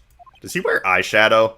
If that's the case, it seems that yet again we have reached a point where a verdict is impossible. That's impossible! This isn't good, Phoenix. The judge is going to carry the trial over one more day. I don't think May will physically be able to make it another day. I didn't want to have to do this, but I don't have a choice. I request that both the prosecution and the defense further investigate. Handwriting analysis, my butt, that's just the Lord trying to buy more time. Engard is guilty. Look, any idiot can tell you that. I think we have reached the end of the line. Guilty! Guilty! Guilty! Guilty! Guilty! Guilty! Guilty! Guilty! Guilty! Okay, I get it! It's Gumshoe! He saved... Yeah, we did it! We got justice for all! I hope. Well, what is that sound? It's Gumshoe. Beep. Hello, Gumshoe? Sigh. What is with him and what's that sigh? Where's Maya? What happened to the killer? He got... Fuck you, Gumshoe, you failure piece of shit! What? I'm sorry, pal. I really am. I don't know what to say. Besides, I'm sorry. If there's some way to make it up to you, I really do. Anyway, what's going on? Found his hideout, pal. But the 2 of them were already gone. This is terrible. I'm going to keep looking for them, pal. Don't you worry. Just need a little more time. But don't tell me we don't. We don't have any more. Guilty. Oh my god. Gumshoe, you stupid dumb piece of crap. You couldn't even save Maya, the one thing I ever asked you to do. You little miserable rat person. Do you ever hear that? They're calling for his head. Mr. Wright, I can't. First to come to this far end. Oh! What is it? Let me talk to Mr. Edgeworth. The public begging and just trying to say they want to play guilty are true. I can't do that. Mr. Wright, would you please get a hold of yourself? Yes, Your Honor. I'm about to end today's proceedings. You may take your phone calls after. Hold on, Your Honor. Edgeworth, catch. Oh. Well, I mean, if they're gonna be about that with the animation, they should. That was better than. They couldn't even do a transparent background with the phone. They had to have the gray background. Just spin. I love to spin. Mr. Edgeworth, please, you got to buy some more time. Court is in session. I'm sorry, Your Honor. You were saying? Mr. Wright, this is a court of law. I'm sorry, Your Honor, but I'm reluctant to do this, however. It appears that I have no choice but to suspend proceedings until tomorrow. Okay, well, someone already told me there are no 3-day trials in this game, so we know that's not true. I can't do anything. Court is now adjourned for the day. Wait, really? Is there gonna be a day 3? Objection! Thank you, Edgeworth. I love you. Please wait, Your Honor. Edgeworth. Well, what is it, Mr. Edgeworth? I humbly request another 30 minutes of Your Honor's time. For what purpose? We can perform the necessary tests on this piece of evidence in that time. But can you really obtain your results in 30 minutes? I believe we can, Your Honor. But wouldn't it be better if we adjourned for today and then reconvene tomorrow? 30 minutes, please, Your Honor. That's all I am asking for. Please, Your Honor. Very well. Oh, thank God. At the prosecution's request, this court will now take a 30-minute recess. But be advised that I will not allow another recess today. I'm not sure if this is helping or hurting us. The court will now take its final recess of the day. Well, this is getting to the last stretch. I can tell if it's the final recess of the day, then we're finishing this game soon. Right, well, what's going on with May's situation? The killer. Looks like he got away again. 30 minutes? You can't find her in that time. Ugh. Beep. Edgeworth. Ah, is that Mr. Edgeworth? We don't have time, just spit it out. Right. Looks like we just missed them, sir. But the killer left a few things behind by accident in his rush to get away. A few things? Can we use any of them as evidence? Ho ho ho! I thought you'd ask, pal. I've got things he left with me right now and I'm on my way over. Really? That's odd. Any items like that are usually sent to the crime lab first. We don't have time to wait for those guys, sir. Those guys weren't looking, I swept the stuff and ran. What? Based! Based! Well, I'm not a detective anymore, so I had to. I'm really sorry, sir. I've got to put the law on hold for now. Sounds bad.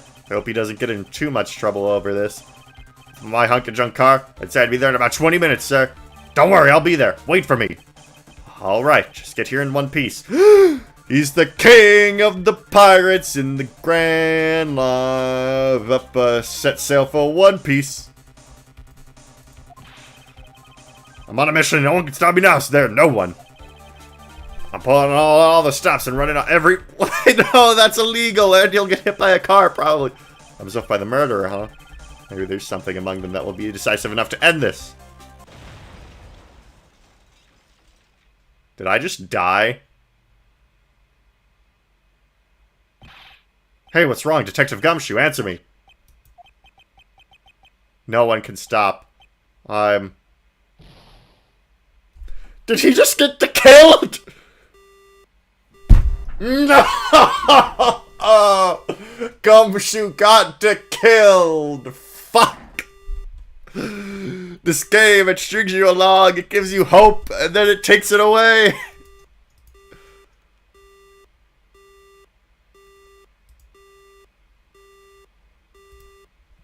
Ladies and gentlemen, Detective Gumshoe is dead! What happened? Sounded like he had an accident. I'm guessing his cell phone broke as well. Well, what was he thinking? We've got to hurry and call for help, but we have no idea where he is. His cell phone is broken, and he wasn't driving a patrol car, so no radio either. Also, if we don't get those items before they do, the police will take possession of them. No, can't let that happen. Well, there's a way we can find out where he is, then we stand a chance. He got stumped like a gum in a shoe. Why? Why did Gumshoe have to get in an accident now? Is there any way to find out exactly where he's at this moment? Pearls, use your psychic powers! There's a way. What? How? I'm sure we can find out where Detective Gumshoe through this. Well. Radio transceiver. This, I think. Right. Not in the middle of a mock trial here. Guess this won't work, huh? It's up to me. Alright, I'll think of something on my end. Don't get your hopes up too high. I'll try my best. Did I say something wrong? Edgeworth. What is it? I don't have any right to judge anyone ever again. I know my client is guilty. What I'm doing now, I'm pinning the guilt onto someone totally innocent and using... Well, she's not totally innocent. Is it still framing if you frame the person who's guilty, ladies and gentlemen? Is it still framing in that instance? Because, like, her intention was to frame, but, like, she did it to the person who actually did the crime. So, chat, is that still framing? I'm pinning the guilt and using the evidence to do so.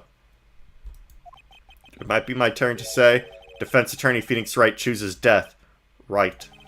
Doesn't suit someone like you to cry unless useless tears. Whether you did your job well or not. That can only be seen after the verdict has been decided. The verdict. Is Prosecutor Edgeworth here? Yes, bailiff? There's a phone call for you, sir. They said it was extremely urgent. They're probably finished the handwriting analysis. I have to go take this call. In the meantime, think hard about what it is you must do. First, so, to be continued. Oh, no. We're dead. March 23rd, 2:35 p.m. District Court, Court number 3. Gumshoe, you stupid piece of garbage. Why couldn't you just do one thing right in your life?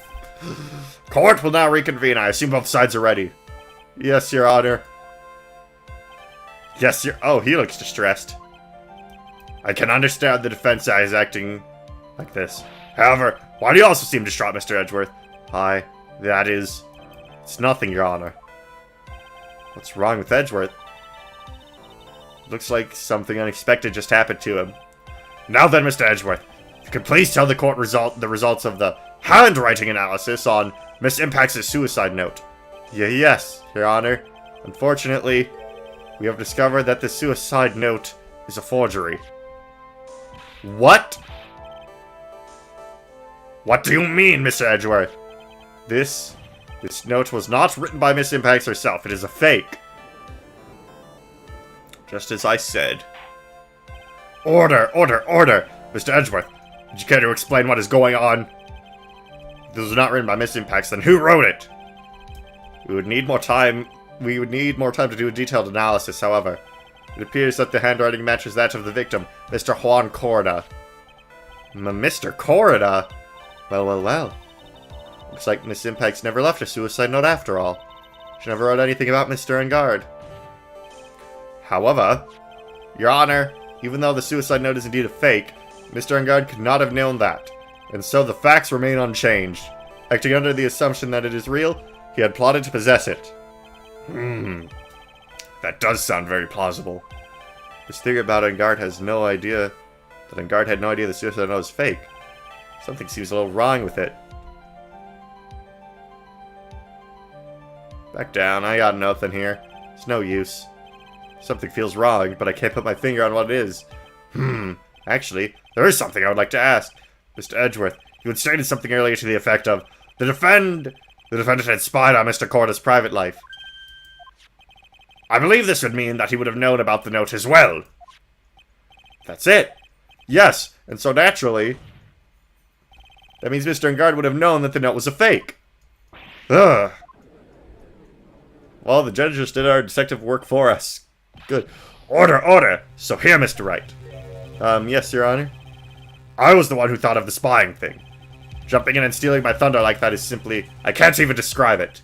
Ah, yes, sorry. Oh my god. You know what? I'm gonna let this one slide. This deduction's actually funny. It's a penalty for not thinking of the evidence myself, I submit.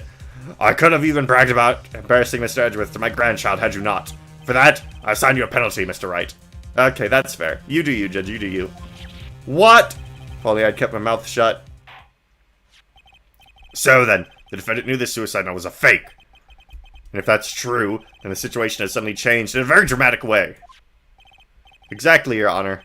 The prosecution's theory was that Mr. Engarde's motive for murder was it had suddenly disappeared into thin air.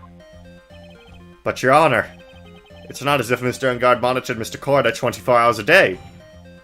Perhaps the victim wrote the note in a place Mr. Engarde didn't know of. Well, we're back at you, Mr. Edgeworth. Why didn't you show us some of the proof the victim made the forgery at an unknown place? Ugh. Order, order, order! Mr. Edgeworth. Looks like this time it is you who has dug his own grave. Ugh. As if I figured. Huh? As you figured? As I figured, it came down to this after all. Mr. Edgeworth, you are not making any sense. When I heard the results of handwriting analysis, I thought this might happen. The question is, what next? What next? If the prosecution can't prove Mr. Engarde's motive through the evidence, then we must prove it from another angle. Well, I agree with you there. Your Honor, the prosecution would like to call a witness to the stand at this time. Oh god, another one of these idiots? Oh well, that's fine. However, this witness is a little unusual. Edgeworth stuttering? It's not like him at all. Unusual? Well, what sort of witness is this person, Mr. Edgeworth? This witness is one who is perfectly fit to answer once and for all the question of who was it that hired Shelley DeKiller to commit murder? That's impossible. Who in the... No such person exists who can answer that question certainly. Yes, Mr. Edgeworth. Who is this witness? It's, Yes, go on. Is it DeKiller? The man himself. The man himself, Shelley DeKiller. Oh, Mr. DeKiller. What? Wait! Shelley DeKiller? Do you mean the killer? Or, I mean, the assassin? Yes, Your Honor.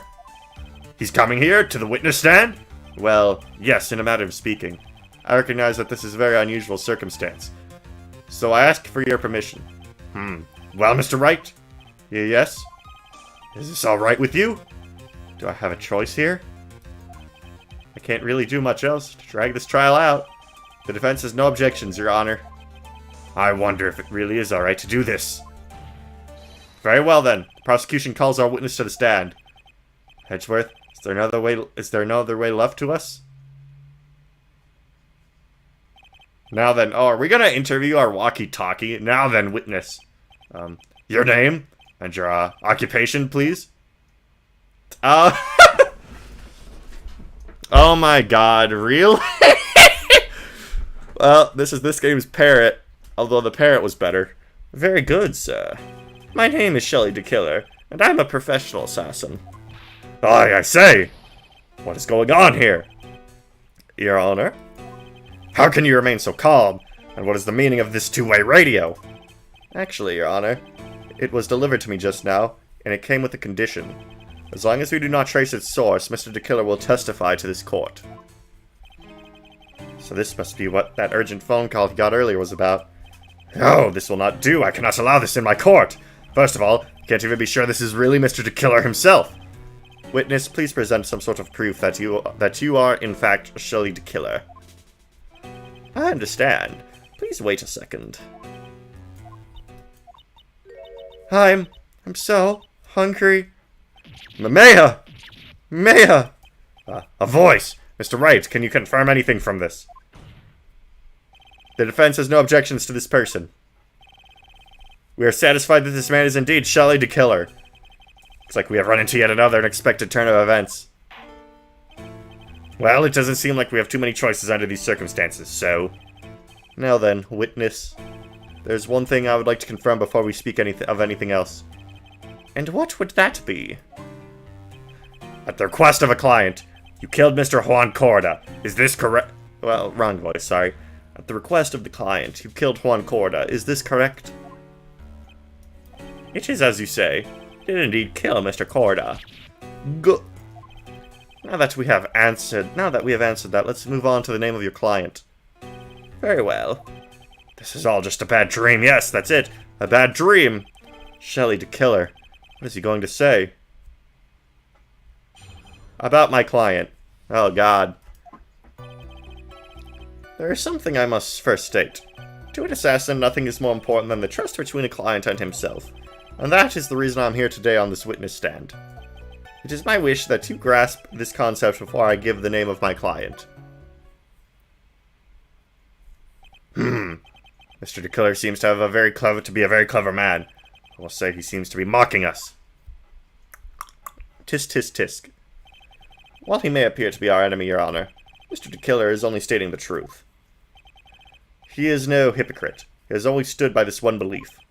You mean about this trust between his client and himself thing?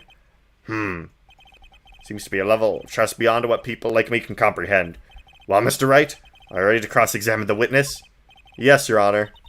There's no way to know what's coming next, so stay cool and collected, Phoenix. So there's trust, so he must not know about the blackmail, then. He doesn't know about the blackmail. So I can present the camera. Okay, so press. I'm going to present the camera after I do my pressing. We can hear... can you please tell us your clients? I don't think you understand your place, Mr. Attorney. As I said, this is something on my first state. Do you know the word of first? So sorry. Go on. Well, it appears this is one witness you can't badger, Mr. Wright. It's only because you don't know about my situation.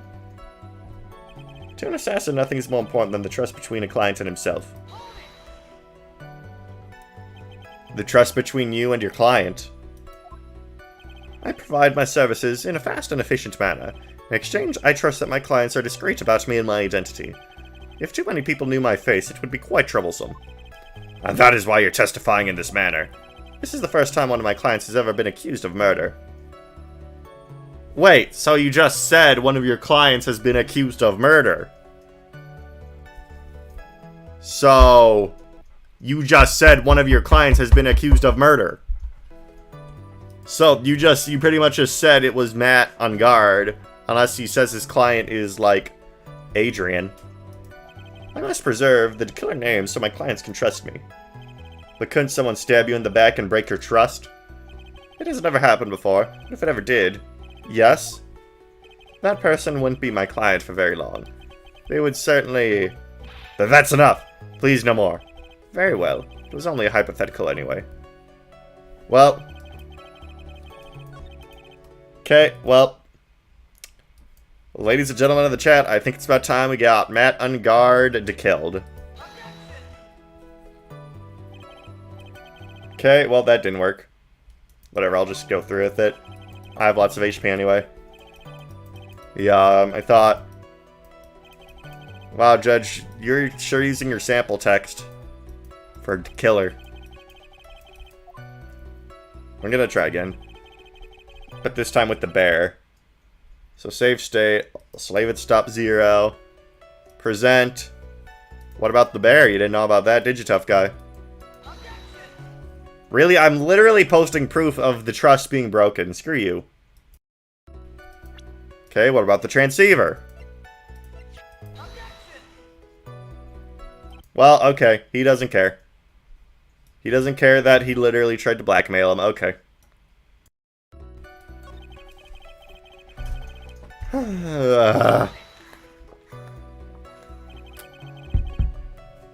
That seems a little strange to me. I mean, you're about to tell us the name of your client. I would think that this would be very bad for them. It doesn't matter to me. This client has already broken the rules and acted outside their prescribed role.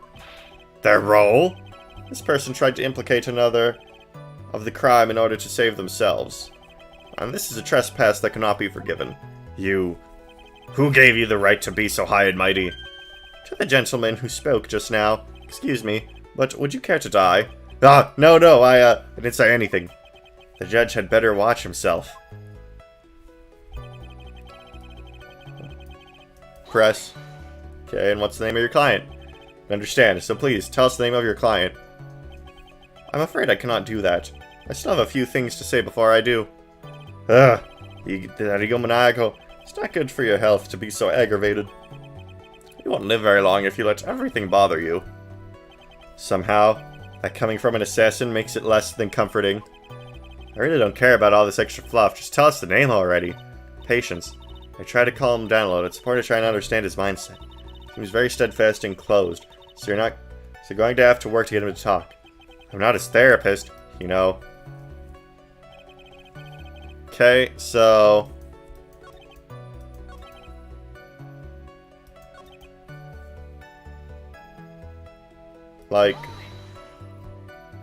So... Breach of trust. So I think I have to press the trust thing. Something I must first state. Assassin. I'm gonna try double pressing. Since that worked with Max Power. Okay, yep. This is new. I provide my services in an efficient manner in exchange. Just that my clients are discreet about me and my identity. These are the... Okay, so they did do it again. Carry out. I'm sorry, but I was wondering about something you just said. You said that your client had already broken the rules. A person who frames another is the worst kind of human.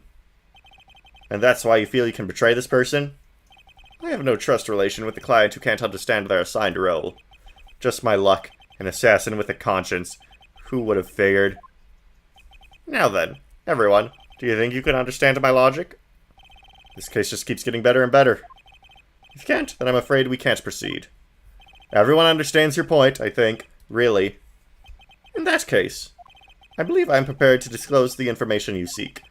You have made it crystal clear that you value trust over all else. I believe we are ready. Excellent. That is the reason why I'm here today on this witness stand. Now then, I believe it's about time I revealed the name of my client. Don't you agree? Press. Okay, well, do it then. What is it?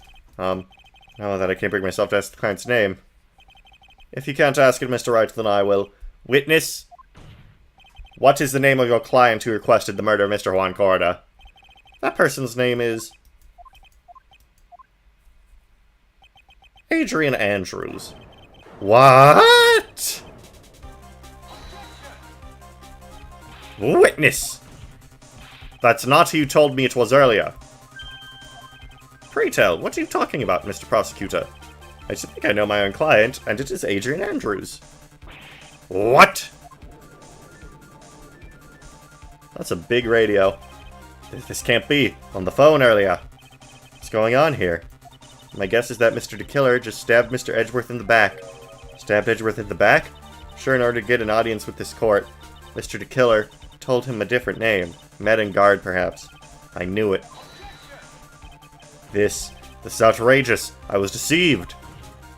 This witness is telling a very serious lie. But you were the one who summoned the witness. Are you Sally DeKiller? My testimony is the truth. The defendant at the moment is Medengard. Am I correct? All I wish to do is help procure his acquittal. Wow. All of a sudden, it feels like we could actually win this. Yeah. The prosecution has failed to provide a motive and has instead provided the suicide note, which is a forgery created by the victim. Furthermore, there's a possibility that the defendant himself knew it was fake. But most definitive of all, we have heard from the assassin himself the name of his client. Mr. DeClare's client, who requested the murder, was not the defendant at all. No. With all this evidence, it's obvious to me that this means that Mr. Medengard is innocent. Dang. The audience was talking all that good shit last chapter, though. I seem to have caused you all a bit of confusion. Please, continue your discussion, and call me when you have reached a verdict. Bailiff! Please bring Miss Adrian Andrews in immediately. What now? The way this is going, Engard will be found innocent. This may be our last chance to save Maya. Yeah, but Edgeworth is right. The killer is lying. And Engard, my client, I know he's guilty. Can I live with myself if I win this? Who could have believed that the prosecution's own witness would absolve the defendant? Your Honor, the prosecution requests permission to further question the witness. Shirley DeKiller is certainly lying under oath. It wasn't me! Listen, everyone, please. That testimony just now, it was all one big lie. Miss Andrews, the suicide note may have been a fake, but that man, Matt, he's the reason Celeste died. Anawan's death is all because he got pulled into Matt's twisted world. That testimony just now, you have to believe me. It was a horrible, horrible lie. But Mr. DeKiller himself has testified. He named you as his client. No, it's not true. Also, there's quite a bit of evidence that points to you. The knife and button, donning the Nickel Samurai's costume. But that's... You even have a motive. We know that Miss Celeste Impex was a large part of your life. You wanted to follow her, and you wanted revenge against the two who hurt her. I would say you have plenty of reasons to want them both dead. No. Mr. Wright! You know the truth. Tell them. Tell them the real story. Who the real killer is. Tell them! Please, help me. Oh, Lord. Yes, I know the truth. Mr. Wright! Yes, Your Honor. I believe we have reached the end of this trial. Therefore, ask the defense for any final words or opinions. I have to decide. Do I take the not guilty verdict and save Maya? Or do I throw this chance away and wait for Gumshoe's new evidence? What am I supposed to do? Oh my god. Well, I assume if I request the verdict, Edgeworth will... You know what, let's go the save Maya route. For now, let's just try to save Maya. I'm just curious. I want to see what happens. Your Honor, the defense will make a request. It's no use. I can't... Oh, so you took the choice away from me. Okay. We're doing Brad from Lisa the Painful now, where your choices don't matter. Okay, I understand. I forgive you, game. I forgive you. I've lost my voice. Phoenix. I can't do it, Mia. I can't accept a not guilty. You are a lawyer. I know. But Matt Engarde is a killer, a murderer. I can't let him get away with this. I can't let someone else take the fall. If I let Miss Andrews be convicted, I am no better than Engarde. And even though I don't want to admit it, I have to face the fact that it is because of Edgeworth that I now know the real truth. He could have gotten Engarde convicted so many times over, but he never took a single one of those chances. If I take this verdict right now, I'd be betraying his trust. His trust? Never thought about it until now. I trust him? Yes, you do. Mr. Wright, your opinion, please. The defense requests that we be allowed to further question Mr. DeKiller. Am I hearing you correctly, Mr. Wright? Right. But, that witness has cleared your client through his testimony. Your job here is done. I'm not done yet. To see through this witness's lies and find the truth. That is my job, Your Honor. There's still more evidence to look at. And I'm sure that once those pieces arrive here in this very courtroom, how long is this game? A miracle will occur. Very well, the trial will continue. Mr. Edgeworth, please re-establish connection with Mr. DeKiller. Right away, Your Honor. Has a verdict been reached? Before that, we would like to talk with you a little more. About? All you need from me was the name of my client. What else could you need me for? Well, actually, we would like to hear everything you know about this case. That is how things are, usually done. What is he talking about?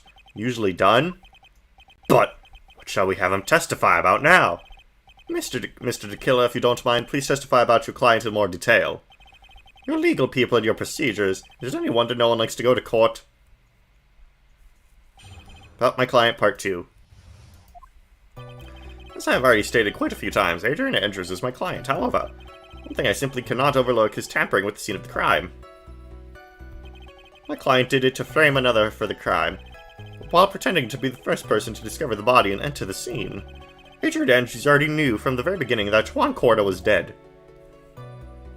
But even more appalling is the creation and planting of the knife and the button. That is what I was referring to when I said my client had broken the rules.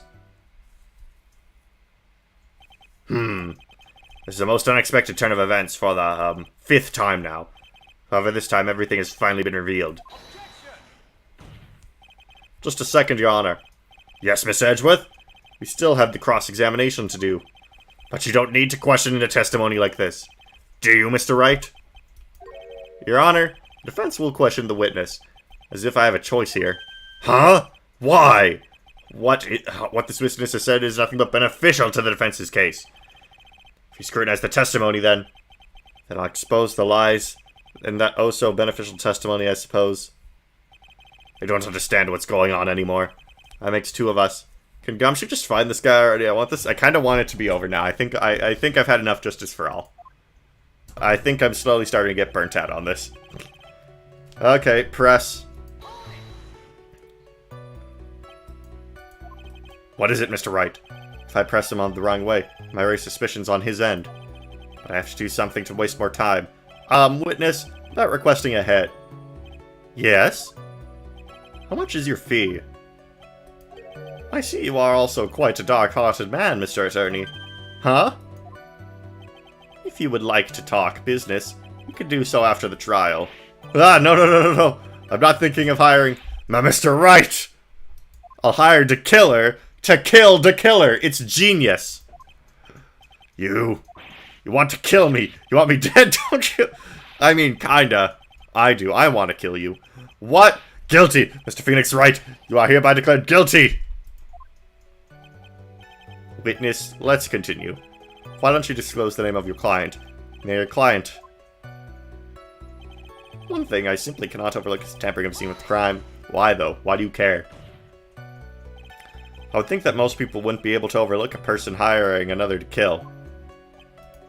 If I had a problem with such a thing, I wouldn't be very effective at my job. Ah, yeah. Well, change in occupation might be good for you. However, I will say this.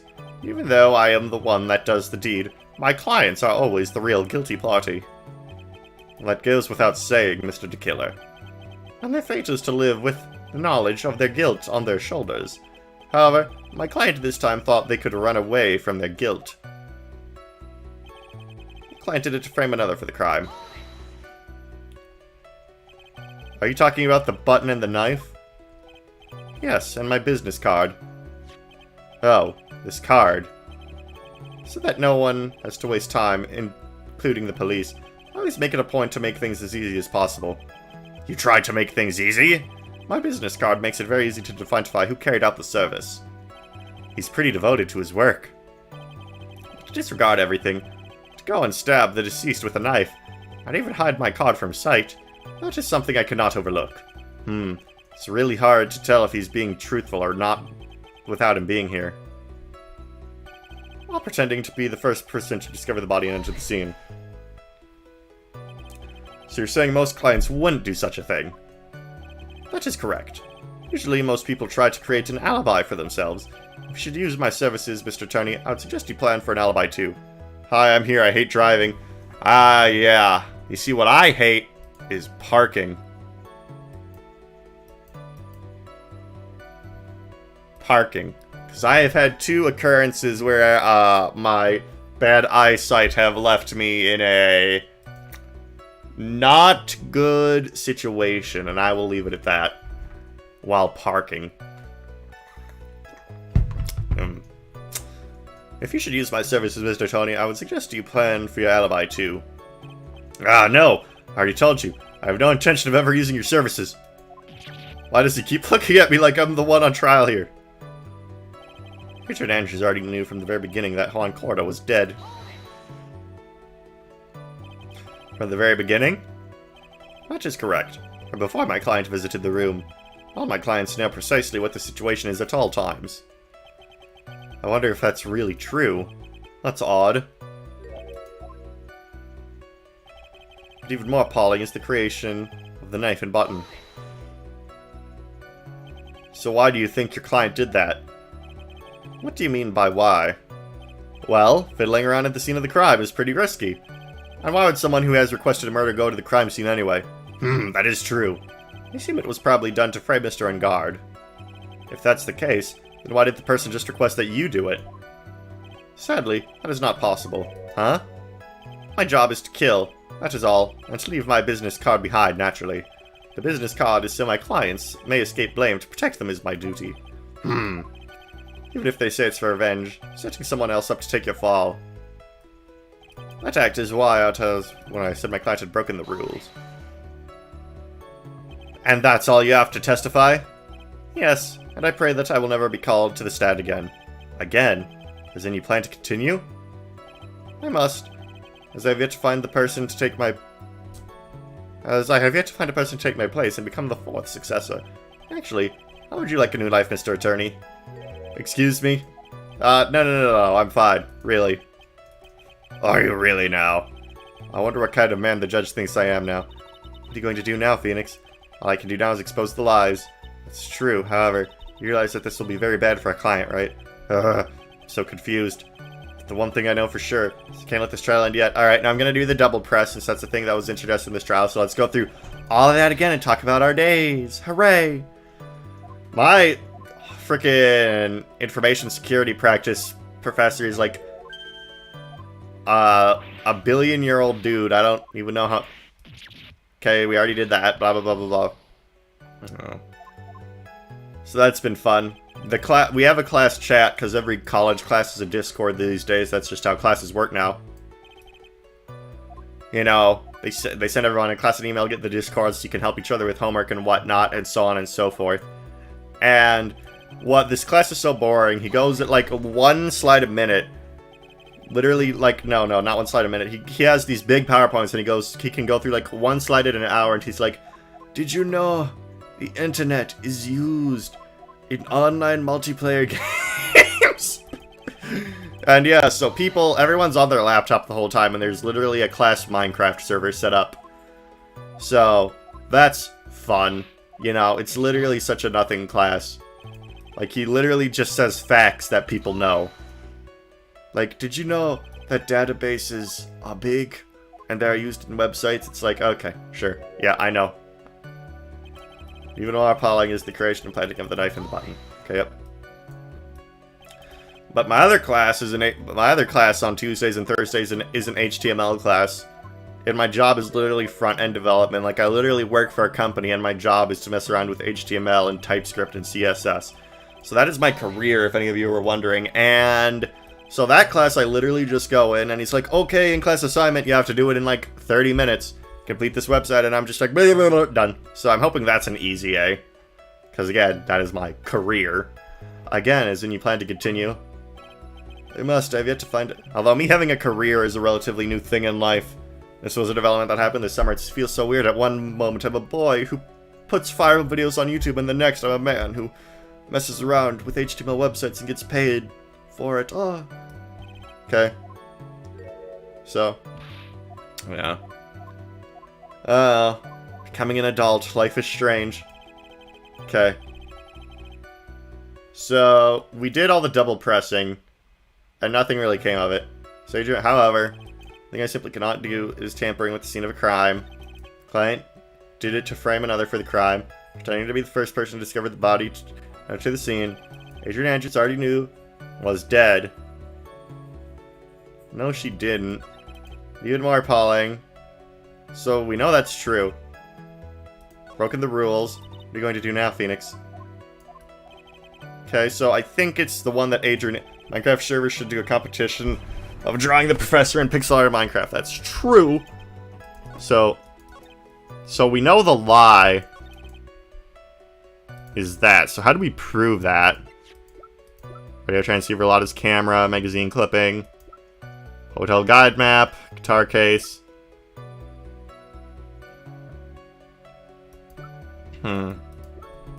So I think we have to we have to present a piece of evidence that shows that Adrian did not know he was dead.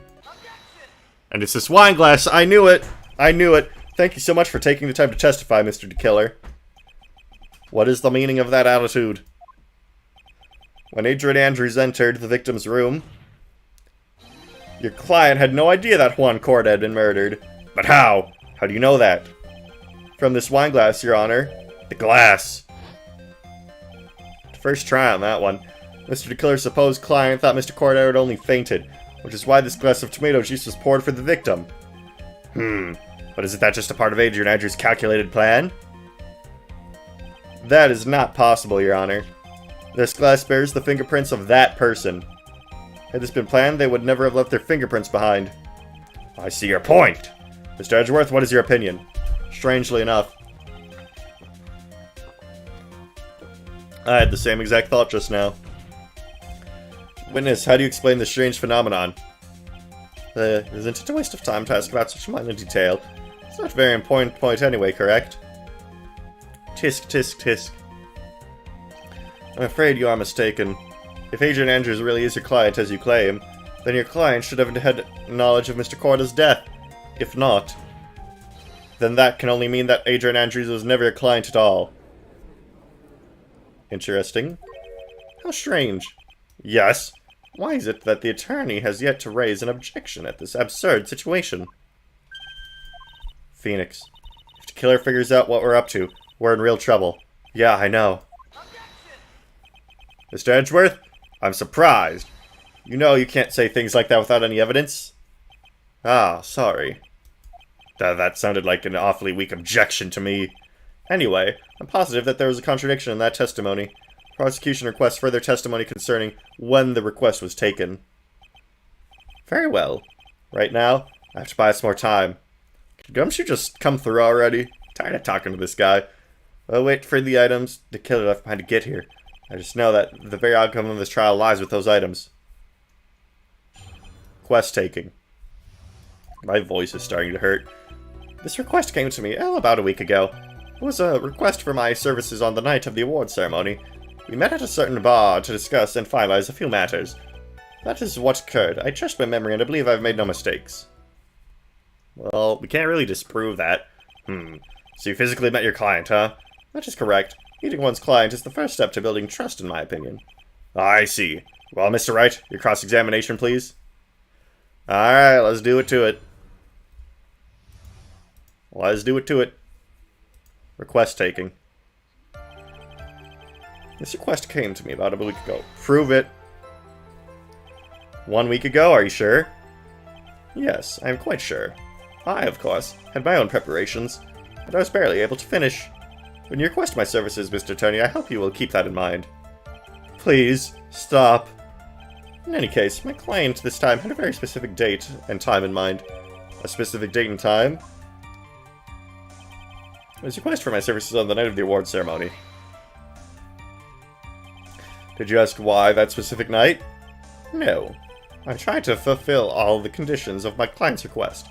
But as for why, I only had my suspicions. Your suspicions, huh? Press further, I guess, huh? So what are these suspicions you had? Why did your client request that night? I'm sure it was all for the bear. The bear? The bear? My client spoke of it. I'm sure there will be a bear-shaped figurine in Juan Corda's room. I would like you to retrieve that item for me. You must be talking about the bear puzzle. Inside that figurine was a suicide note. Naturally, the victim brought it with him to his hotel room. He was planning to publicly disclose its contents at the press conference, after all. That is correct. And if I had not done the job that night, I would not have known where that bear figurine was. I see. Well, Mr. Wright, was the testimony now just of any importance? It was very important. Got here late, how hyped were you to interrogate the killer? Very, very hyped. I'm dekillering out right now. The testimony just now has made one thing clear, and that is this client knew the secret of the bear figurine. Huh? Why is everyone so quiet? Mr. Wright, I think all of us already knew that. Oh, really? Witness, please continue with your testimony. Well, at least you didn't get points deducted. Finalize it. So, you physically met Adrian Andrews, right? Of course I did. What was that? Was that a brief pause? Press further. Witness, I'd like for you to give us a few more details.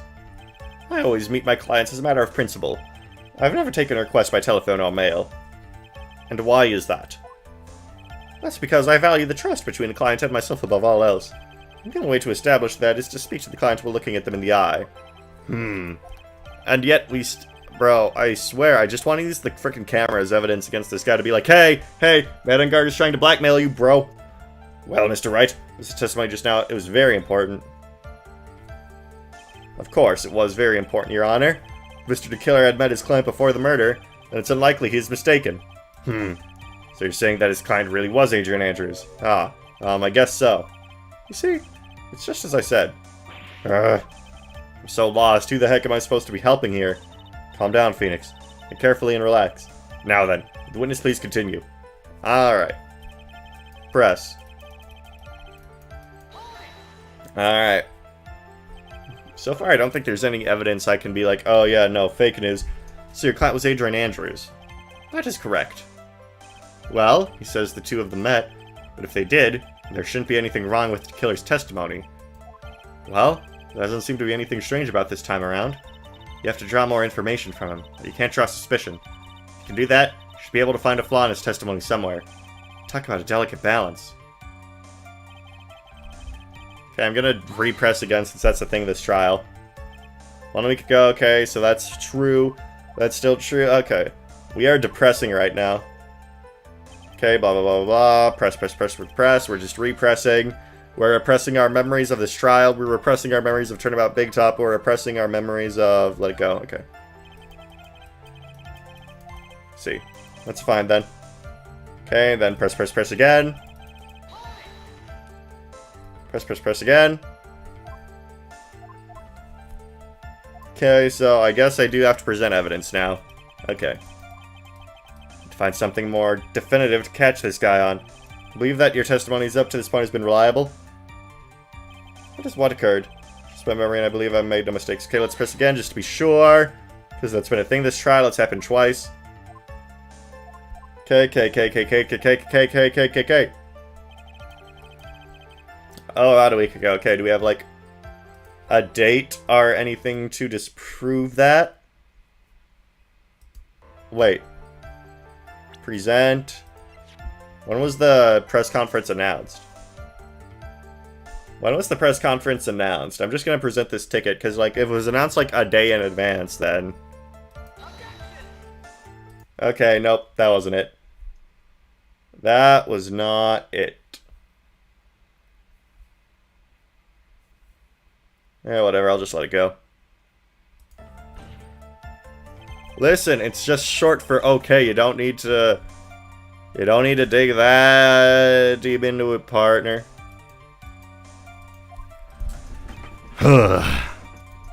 Sorry, but I can't see nothing faulty. I'll just take the deduction to be more legit. Must be on the wrong track. Okay, so let's... I just adopted gamer posture because I'm getting tired and I have to pee, and I thought this game would be over by now. A week ago, request for my services on the night of the award ceremony. Met at a certain bar. Does she not drink? A certain bar, huh? Do you not do alcoholics? Oh, wait, we just have this now? Okay. I wonder who the killer is. What about this, it's a non-alcoholic beverage. Nope, okay. So I'm barking up the wrong tree. So do I have anything that indicates... Oh! Wait, the newspaper. When was the newspaper taken? Date. Check. Okay. Reliable has been getting close. But the date. What date did they meet? Case. God map, guitar case, wine glass, crime photo, Jammin' Ninja's button. Attempted suicide report, go on autopsy's report. Knife. Modest photo. Picture card. Spy camera, transmitter, stuffed bear. Celeste photo. Figurine. Celeste suicide note, attorney's badge. Surfaces. Well, I'm just lost right now. I need to think. What is the lie here? This request came to me about a week ago. Do I have anything? I don't think there's anything like you. Were you busy last week? Was the Silver Samurai poster? That was a misclick. That okay. Present. Magazine clipping. Hotel guide map. Quest for on the night of the award ceremony. At a certain bar. Discuss and finalize matters. What did you say about this? So you had physically met Adrian Andrews. Of course I did. Just further. Witness, I'd like to give us a few more details. Male, okay. And why is that? It's trust, okay. Well, Mr. Wright, it's very important. Of course, it's very important, Your Honor. So you're saying, okay. Well, what is the lie? Miss Carrot, I believe I had made no mistakes. But you did make a mistake because you took the bear to Madame Guard's house. Wait, no, okay, so that is a thing. Chief from the Engard living room. Finally, if he matters. It was the bear. Bear. Okay, well that's a contradiction, but it doesn't fit, because if it was found in Madame Guard's room, then... Continue about a week ago. It's a quest for the night of the awards ceremony, that's true. At a certain bar to finalize and discuss the matters. I believe I made no mistakes. Well... Trial by fire. I'm just gonna wing it, because I'm out of ideas, and I want to get this... Made no mistakes. Well, I'm gonna say you did make a mistake. Because she was too busy having sex with Juan Corrida. Nope. Now. Okay, so she wasn't too busy having sex with Juan Corrida. Need to press. I already pressed on all the freaking statements! Then present. Press. 1 week ago. Okay, blah blah blah blah blah blah blah blah blah blah blah blah. It was a request for my services on the night of the awards ceremony. Press. Did you ask why on that specific night? No, no, no, no, no, no, no. Press further. Blah blah blah blah blah blah blah blah blah blah. Bear. The bear? Clients. Wait, what? Suicide note. Naturally. Let's see. Was very important.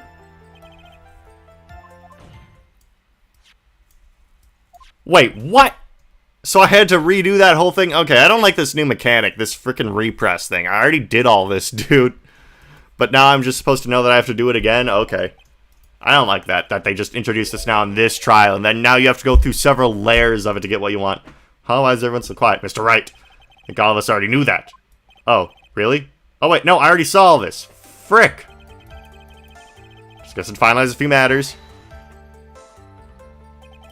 Physically met Adrian Andrews. Of course I did. Press further. Witness, I'd like for you to give us... So, what if I press further and then say it's not important?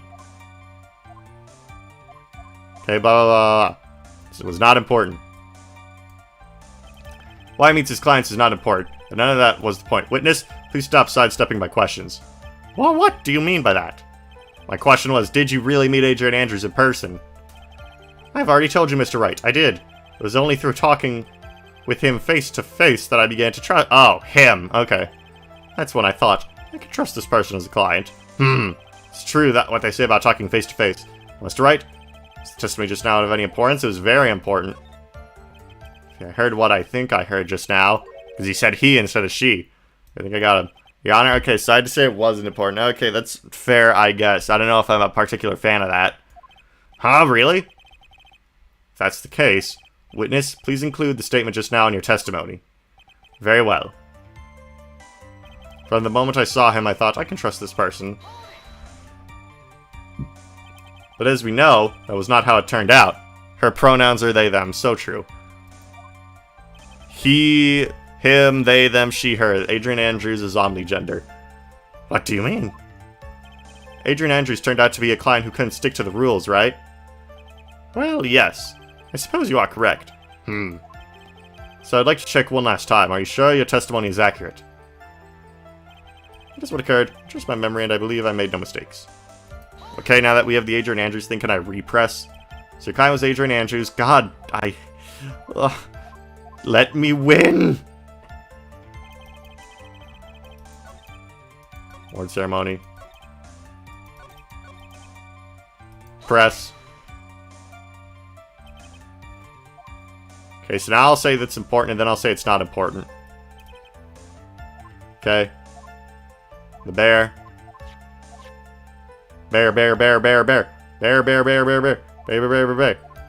It was not important. What the killer said sounds plausible, but in the end, it's just his conjecture. No, Your Honor. I don't think it's very important. Well then, witness, please continue. Okay. Okay, well, I'm gonna present Adrian Andrews as evidence because she's a chick!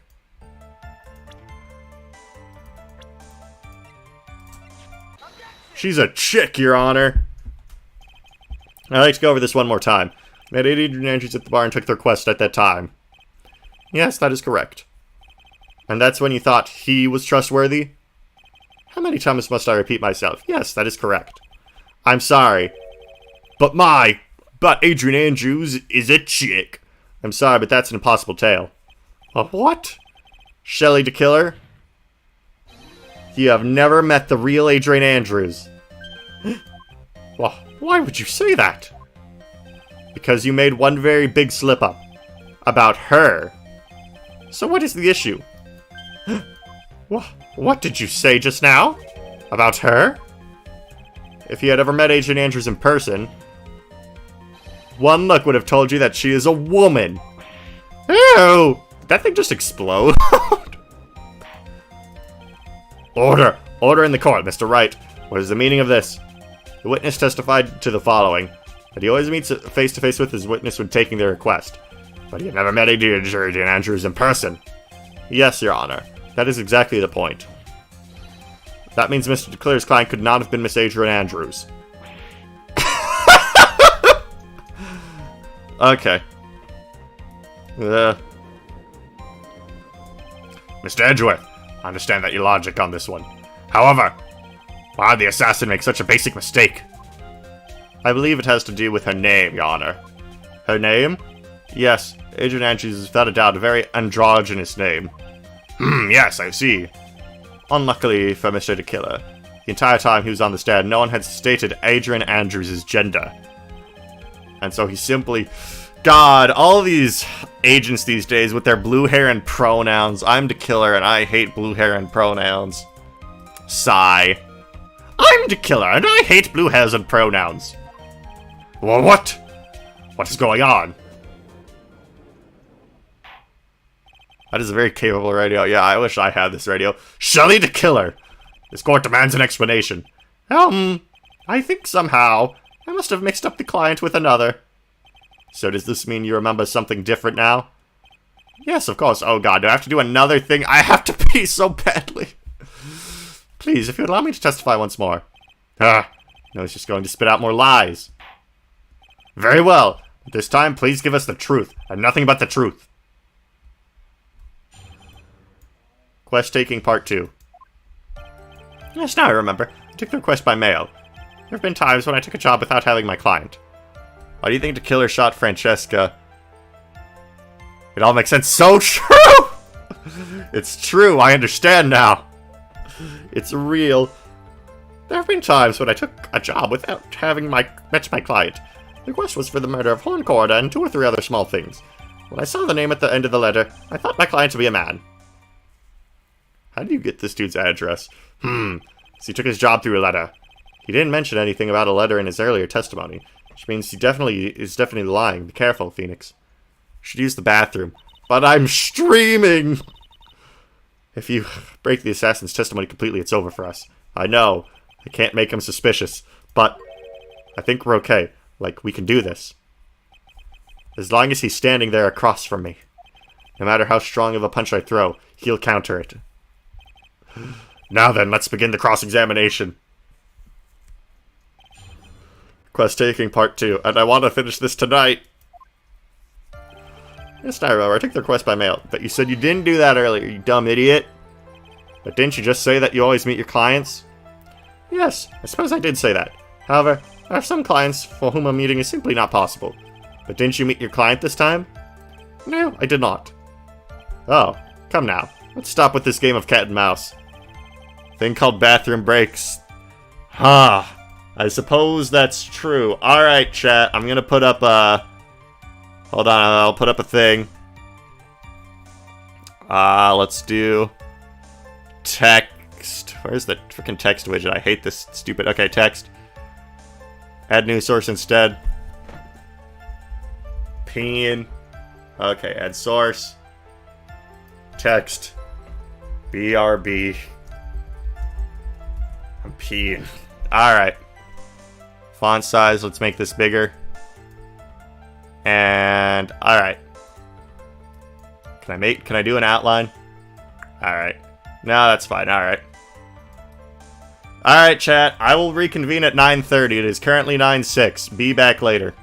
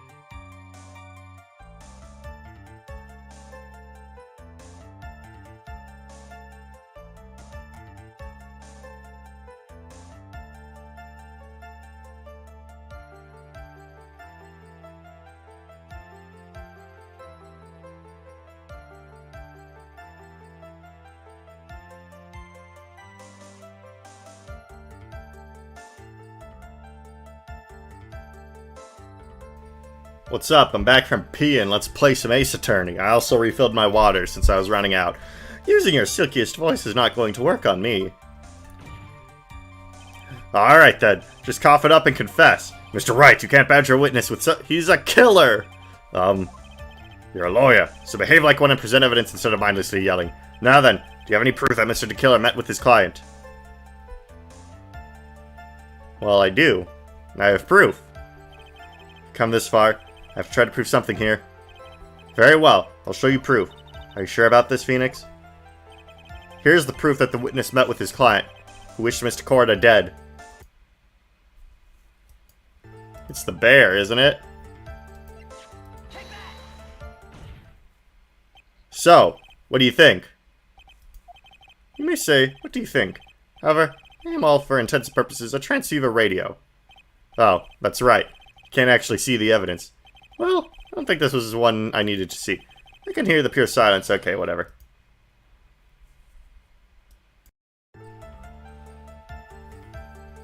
Here's the proof.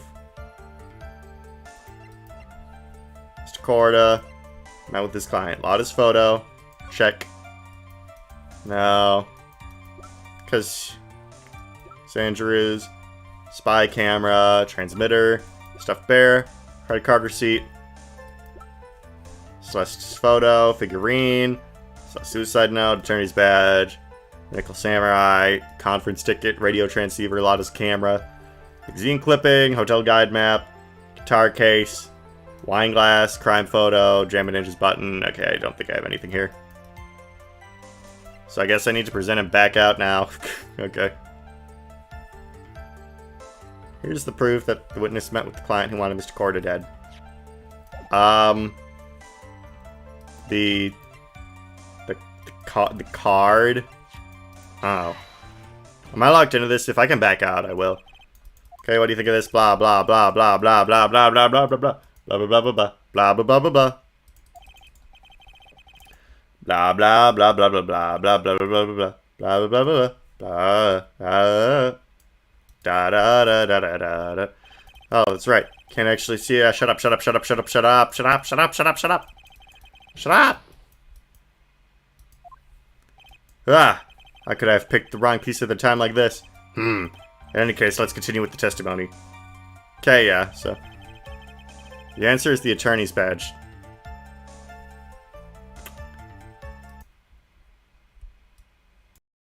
I know it's a prank, but yep, you son of a bitch. I knew it was a prank anyway. But if I didn't double check, it would have killed me on the inside. Oh well. I have been epically owned. Chat may come to my house and rip out my intestines because I have been owned, so I can't continue carrying on with life. Okay. Times when I have a job without having to meet my client. Press. And why would you not meet a certain clients? Recently, I've been receiving more and more requests. Attorney's badge. True. More and more requests. I met each and every client. I'd lose for some nice business opportunities. Nice business opportunities? On top of which, times have changed. It's now the age of information and computers, correct? Well, I've joined the times, and I now take requests via electronic mail. Electronic mail? Do you have to mail that in a special insulated envelope? Ah, very sorry. Despise the shortening of words. What I mean by electronic mail is what is commonly referred to as an email. Email? In a contest of mimicry, the judge would beat a parrot, hands down. Ahem. Anyway, so you took this job without having met your client, and the request was for the murder of Juan Korda and three other small things. What were those three small things? 2 or 3 other things. Yes. And what were those other things? A few other things that have nothing to do with this case. What should I do? Should I slide with that? It'd be really bad if I push his buttons the wrong way and he gets mad. Well, I don't think he's just gonna straight up kill Maya, so I'll press further. Whether or not they're related in this case is for the court to decide. Mr. Attorney. Yes? Everything I've said from the beginning has been nothing but beneficial to your client, which is why I wonder what is pushing you to continue with this cross-examination. Could it be that you are planning to betray your own client? I smell the stench of a backstabber, and should you turn out to be one... Well, wait! Oh, This is looking really bad. I shouldn't press my luck. Alright, I have to think. It's worth pursuing. Press further! Screw Maya! I hate her! Witness, this is a very important matter. Please cooperate and tell us what these other jobs your client requested were. Angry radio. That's a real angry radio. If it's truly that important, I suppose I don't have much of a choice. The bear figurine. The bear figurine? After the assassination of the target, I was to find that figurine. I was told that this job was just as important as the actual killing. And what was that figurine? It was inside Mr. Korda's suitcase. And then, what did you do next? I handed it over to my client right away. Oh, you fool! You fool! You fell for it! Lightning cross attack! You gave it to your client. Interesting. This information certainly sounds important to me. Witness, please include what you just stated in your testimony. As you wish. One of these was to find the bear figurine and to give it to Adrian Andrews. I found this figurine at Mr. Angard's mansion. If you gave it to Miss Andrews, then what was it doing there? I was waiting for her there. Also, the email confusion is funnier because the game is supposed to take place. What? Nope. Fake. Lies. Chat. Kill him at H. There's no way any of this takes place in 2018. This is not an iPhone. I cannot tap book. Excuse me. I cannot anger the liberals. I cannot troll on the internet. I cannot Pepe the Frog. I just said the cringiest things I've ever said in my entire life, and I'm going to not do that anymore. What was also the black? I should make that clear that angering the liberals thing was a joke, because I am one of those. Okay, let's continue. There was also part of the plan to frame Mr. Angard, sure. That makes a lot of sense. Well, Mr. Wright, do you have any problems with this piece of testimony? There's a contradiction. So the killer says he gave the figurine to Miss Andrews. But I know somewhere in the statement that there's a contradiction. And yet, I know that if I present something trivial here, he will cut the connection on his end. It just sent to turn back for crimes of cringe, TBH. Think assassin would do private talks on iPhone? True. Dude, guys, I have freaking... these phones, I know everyone already knows, but they literally spy on you. I was literally in my living room watching American Dad. So my friend texts me what I'm doing on Discord. So he's like, okay, what are you doing? Just my friend. And I say, oh, I'm just watching American Dad. Hit comedy by Seth MacFarlane. You can watch it now on TBS. I'm totally not getting paid to say this. But anyway, Seth MacFarlane should be the president of the United States of America. Hail Seth. Anyway, and so I just type American Dad into my phone. And then I open YouTube, as I do, because YouTube is probably my favorite website to ever exist. And my homepage, ladies and gentlemen, my recommended feed is just a bunch of American Dad videos. So, it's not just text. They literally have a freaking keylogger on there. Because this was in Discord. They probably just freaking keylogged American Dad that I typed in. And then, YouTube is nothing but American Dad. So... I guess Stan Smith has got me by the balls, ladies and gentlemen. So yeah, these freaking phones. When I get my own place, I don't want anything with like voice activation. I don't want one of those Alexas. I don't want one of those smart TVs. I just want nothing that will tell the government I'm watching American Dad starring Roger the Alien by Seth MacFarlane. He will cut the connection on his end. If you want to make a strong point, Phoenix, you have to present strong evidence. She's right. So, I'll back off for now. It's no use. As long as I can't put my finger on the central problem here, presenting this witness with any more would be extremely dangerous. Appears that Mr. Wright has no problems. Well then, witness, please continue. I'll present later. When I saw the name at the end of the letter, I thought my client to be a man. So you're saying that you never saw your client's face, not even once? Well, I did, once. This was when I went to give my client the figurine. Yes, I see. But Miss Andrews was wearing a mask at the time. A mask? The Nickel Samurai mask, I'm guessing. Mr. Wright, what do you have to say about this? Do you have any problems with this piece of testimony?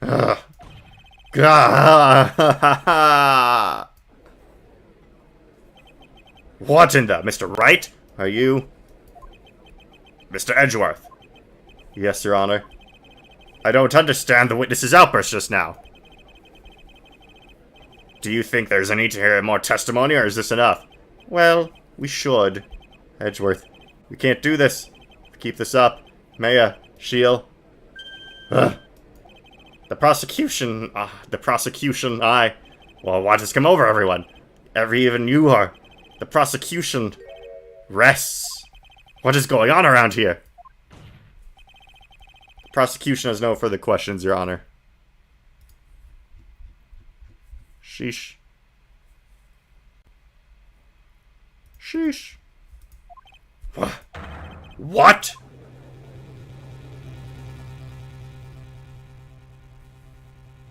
Jeez, even this stupid judge is starting to catch on. Well, I never thought I'd see the day. This is a most unusual situation.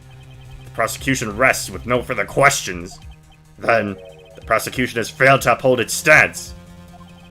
If that is the case, even though I'm reluctant, I must believe that Mr. DeKiller's testimony is accurate. That would mean that Shelley DeKiller's client is Adrian Andrews. Mr. Wright? Yes, Your Honor? If I end this trial here right now, then your client, Madame Guard, would be declared innocent. And in his place, Adrian Andrews would be charged with murder. Miss Andrews would be charged with murder. The prosecution has no further questions, so we'll now hear the defense's final remarks. Bailiff, please bring the defendant, Madame Guard, to the stand. The items from the killer's hideout didn't make it in time. We tried as hard as we could, but it looks like our time has run out. I can't believe it. The outcome now lies in your hands. Dude, did the old guy finally decide? To be honest, I can't think of you as truly innocent and as a truly innocent and good person. You've done enough evil to drive a woman to suicide. What? At least on the charge of murder, it would appear you are innocent. Ha! So, I guess even the old fuddy-duddy figured me out. Mr. On Guard? Where'd you get that? You were atrocious as a lawyer, weren't you? Giving your client away like this. That refreshing like a spring breeze crap, it's just atrocious, don't you agree? Anyway, get on with it and pronounce me innocent already. Right, Mr. Lawyer? Should I side with justice? Or should I save Maya's life? This game is called Justice for All! So you better believe we're siding with justice for all! You better get in Guard a guilty sentence, okay? But if I did that, these police suck. Just go fucking catch the killer. What are you guys even doing? I say he's innocent. Miss Andrews will be charged as the murderer.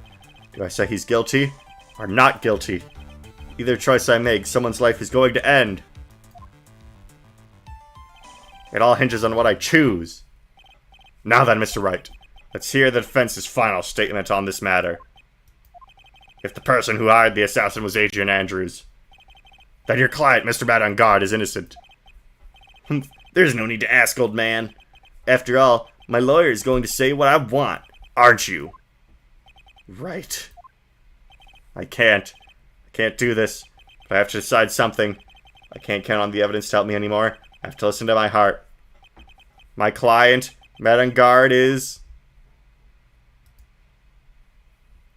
Ladies and gentlemen, we are about to get justice for all.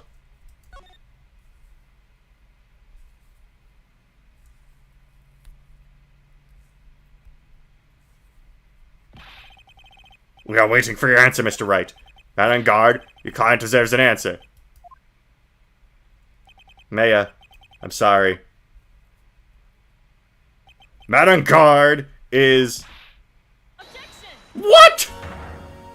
Nonsense! Get the fuck out of here. I've had it with you. Francesca von Karma.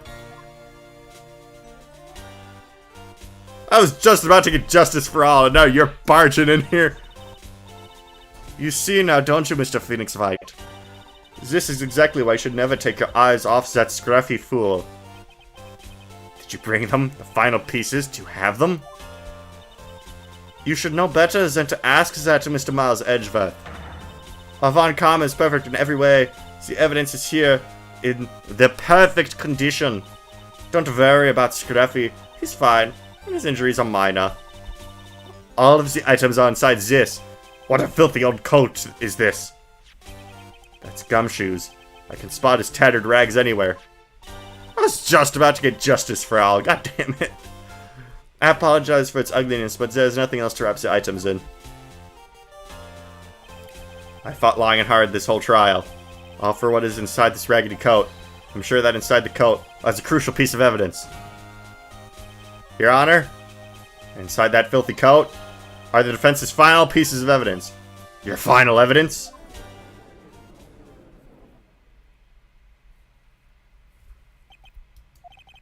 This trial is already over. All that remains is for me to hand down my verdict.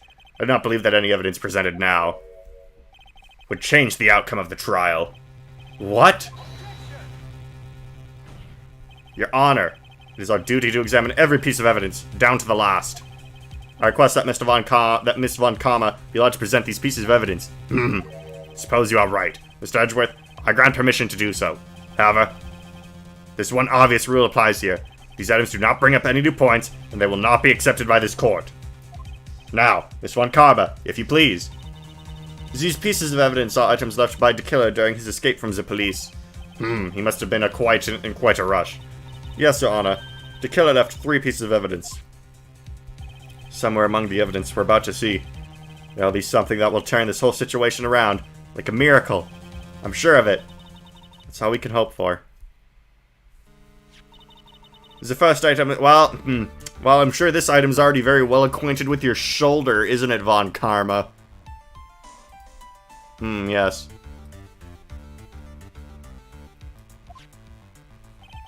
Does the killer's pistol have anything to do with this case? Okay, let's make a state. We only know that the pistol was shot by Von Karma, so no. I'm pretty sure there was no gun involved in this case. There's no real benefit to hearing about it. Please present the next piece of evidence. Pistol was added to the court record. The second piece of evidence is this videotape. WWFUR, infamous bad ending you can lose here.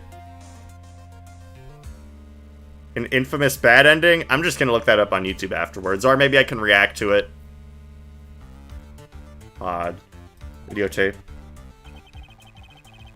Western Guards Mansion. It would have the killer doing the crime, but we already know that the killer did the crime. He confessed to it. So examining it wouldn't really help us, so more details are not needed. Right now, we don't need to establish the killer's role in the case.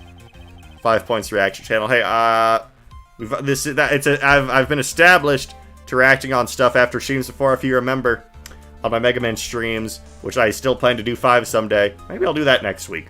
That we would often together watch old classics of the Mega Man cartoon and react to them together. And that's how we found out that Rock the Robot is a raging sexist, but that's besides the point.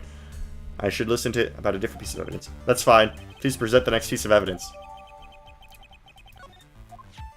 The last piece of evidence is this bellboy's uniform.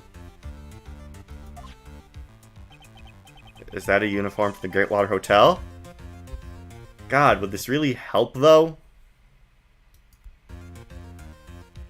Okay, well, I guess yes, because we know On Guard met with the bellboy.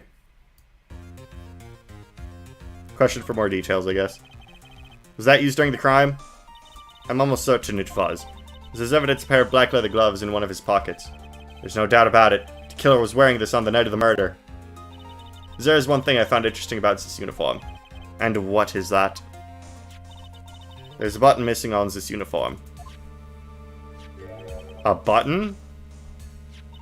It's a very unique button. I'm sure if Zero were to recover it, it would provide us with an interesting clue. Bellboy's uniform added to the court record. Is that just all I have to present, Your Honor? It's just as I thought. And what is that, Your Honor? I'm sure Were we under normal circumstances, these items from Shelley DeKiller's hideout would be very important clues. However, the question is not who did the killing. It is, who is the client? Yes, that is correct. And these 3 items do not tell us anything about that. Thank you for your hard work, Miss Von Karma. You may step down now. Wait, Your Honor. Please allow me to examine the new evidence. Overruled. This court already has all the evidence it needs to hand down a verdict. Wonderful. Absolutely splendid. This judge is such a brilliant man, isn't he? Is this the end? Phoenix. I knew it. There's no such thing as a miracle in this world, but there is justice! Justice for all. I think you're wrong. I think they do exist. You have to make that miracle happen. You've come this far. Can't give up now. But, no matter how you think about it, try. For my sake. Just think about it for a second. There are 2 ways out of this situation for us. The first. Make a man on guard wish from the bottom of his soul for a guilty verdict. Huh? The killer will always place his client's wishes first. When guard himself wishes to be convicted, then he will let his hostage go. That may be true, but it's asking me to do the impossible. The second way. Force the killer to end his contract with On Guard. The killer would no longer think of On Guard as his client, and he would let Maya go. Maya, that's even more impossible! He's a man who values his duty towards his clients above all else. I know both of these seem like impossible feats at first, but if you could make either of them happen, it would truly be a miracle. The bigger problem is, the judge already said he doesn't need any more evidence. Shown, he's not accepting them. Phoenix. Think things through from the other side. Isn't that what has always worked for us? The other side? Wait, you mean to turn things around? Phoenix. The judge says he doesn't need the evidence. If that's the case, then who does need it? The person who needs the evidence. The defense, the prosecution, and the judge. We have seen all the pieces of evidence. That is how we have come to know the truth. There are people who have not seen them all. Those people who do not know the truth. That truth, maybe what will bring about the miracle in the end. So it is the videotape. We need... Okay, so we're gonna have both things happen. Both of the things happen. We're gonna show Shelley DeKiller the videotape, and then he's gonna want to kill Matt On Guard, and then Matt On Guard will want a guilty verdict so he doesn't get dekilled. But how do we show DeKiller the videotape? There are no objections at this time, correct? Now then, I'll pronounce my verdict. Why don't we all respectfully sit back and listen, kids?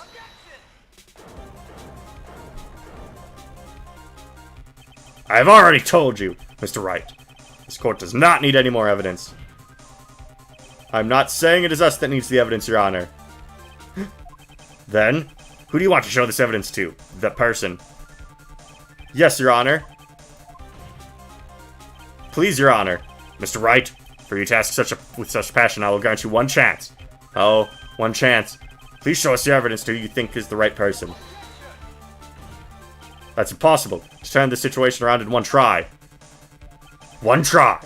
That is all I will permit. I have to try to remember everything that has happened up to this point. Think, Phoenix. Think. There must be a way to save Maya while taking guard down at the same time. Now then, Mr. Wright, let's not waste any more time. Who would you like to show the evidence to? I want to show the videotape to none other than Shelley DeKiller. I see. And now, tell this court what you would like to show this person.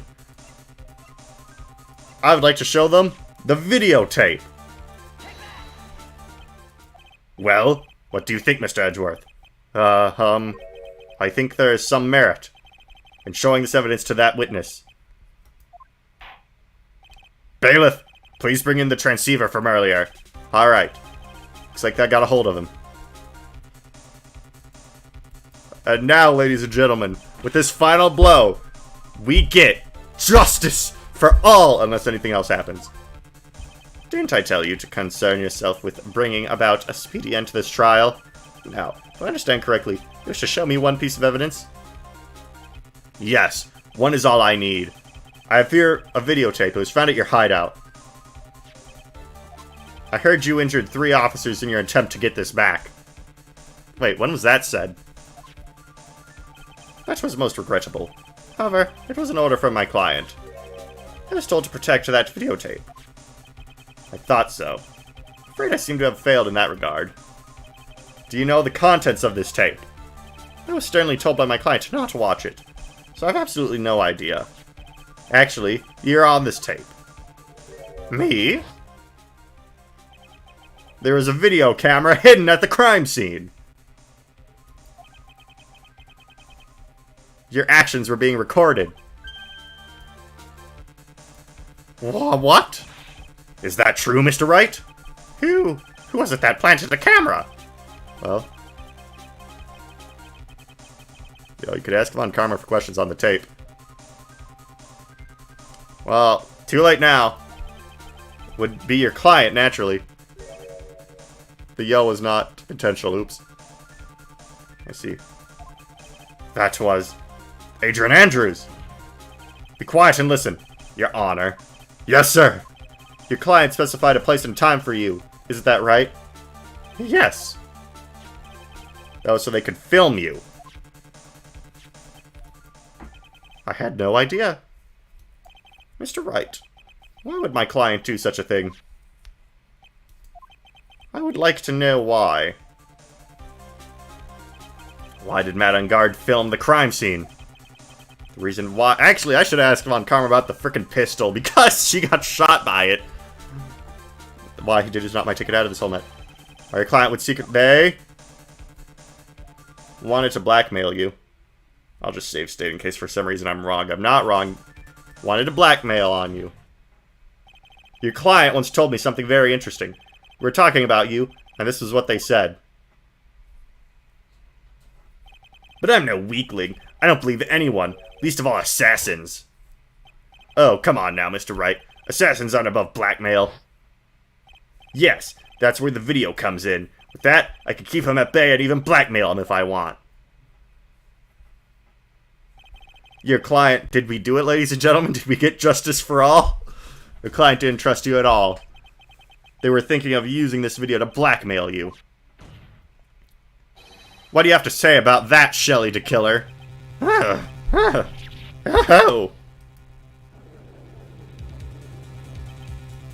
It looks like I was being deceived from the very beginning. Yes, by a natural. That is the kind of person they are.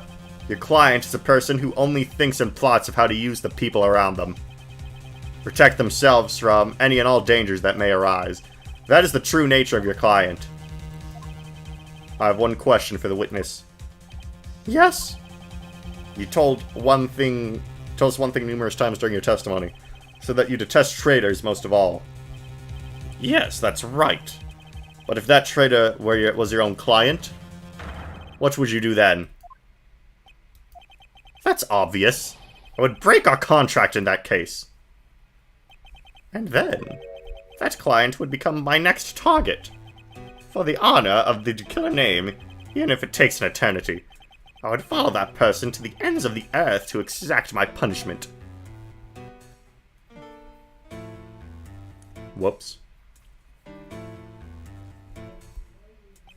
I see. That's all I wanted to know. So the traitor becomes the killer's next target.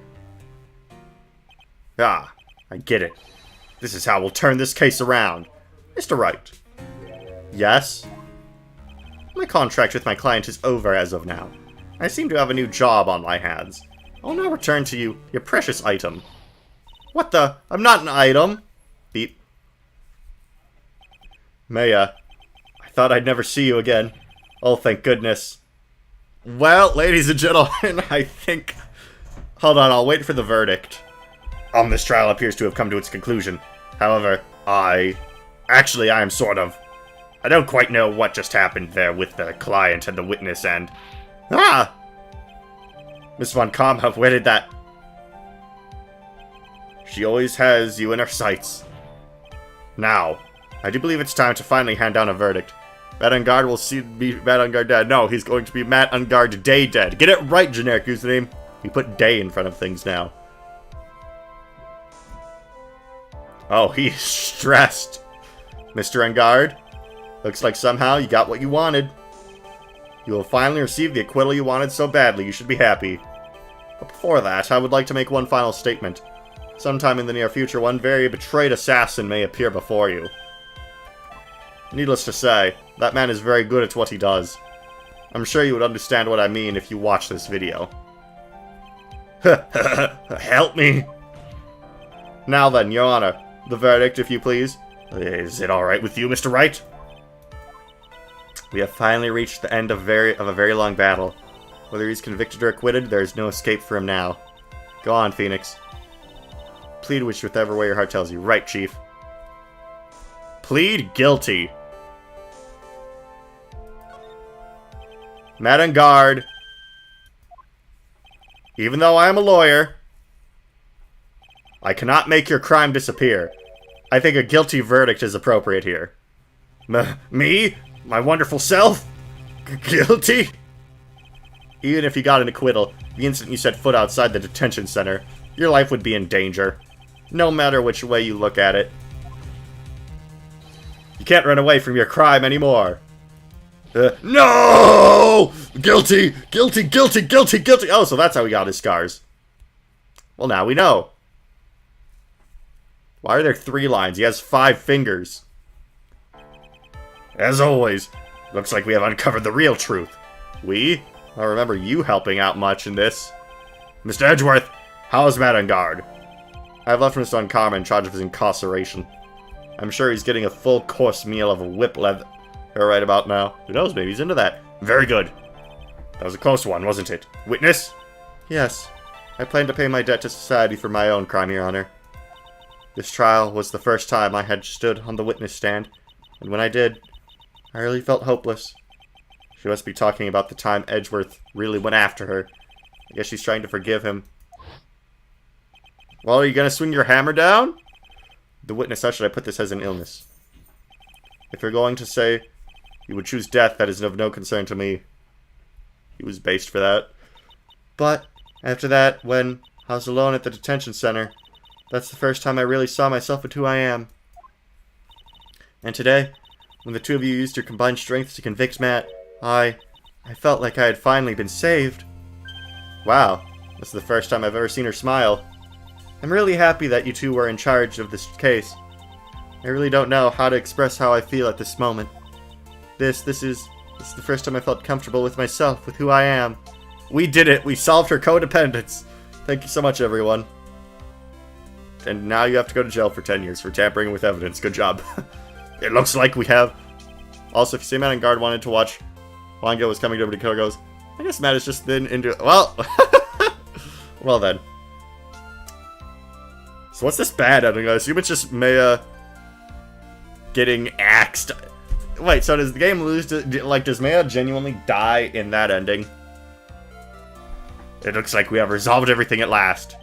As for myself, there's still a few things I'm confused about. But everyone seems to be in good spirits. And that is good enough for me. That is all. This court is adjourned. Wait, say your verdict! Ladies and gentlemen, we got justice for all! I wanted the big guilty letters to show up on screen like they do in Not Guilty, but I guess that's not gonna happen. You're great out there, Phoenix. What I did out there was right, wasn't it? This is the first time you've not gotten your client off. You got them a guilty verdict this time. But that's how we get justice for all. But you have to look past all that, and what's really important, you now realize that there is something more than just getting a not guilty, right? Yes, I understand now. Can we get Pearl's back? I think he'd be in her... I'm gonna be real, I always thought her being in Pearl's body was kind of weird. I think the letters show up if you plead not guilty. Well... So, does this game have 3 endings? One where Maya dies, one where he goes to jail, and one where Madame Garde gets killed? The justice for all is real! Think of the moments before Miss Von Karma arrived with the final piece of evidence. Think about the incredible decision you had to make. Now then, Mr. Wright. Let's hear the defense's final statement on this matter. I can't count on the evidence to help me anymore. I've to listen to my heart. Should I side with justice for all, or should I save Maya's life? My client, Matt Engarde, is... Plead not guilty. Matt says he's guilty, so he doesn't care. Oh, okay. Gotcha. The kill. Fucking the killer, dude. I'm just gonna assume the police don't catch him at this point. Is he guilty or is he not guilty? Though if he gets arrested, Matt Engarde's gonna get killed anyway, because then they'll both be in jail. Those were your choices then, and your answer? Your answer spoke to what being a lawyer means to you. Right. Edgeworth. I have good news. May is now safe in police custody. Really? Oh, best character's back, baby. Let's go. Pearls, you're telling the truth, right, Mr. Edgeworth? Yes, she's quite safe. She's on her way here as we speak in a patrol car. Ah, Mr. Man, safe! You did it! You really did it, Mr. Nick! Oh, she punches deceptively hard for a kid. Oh. Yo, she punches Pearl for next Smash Bros. Game? Holy crap!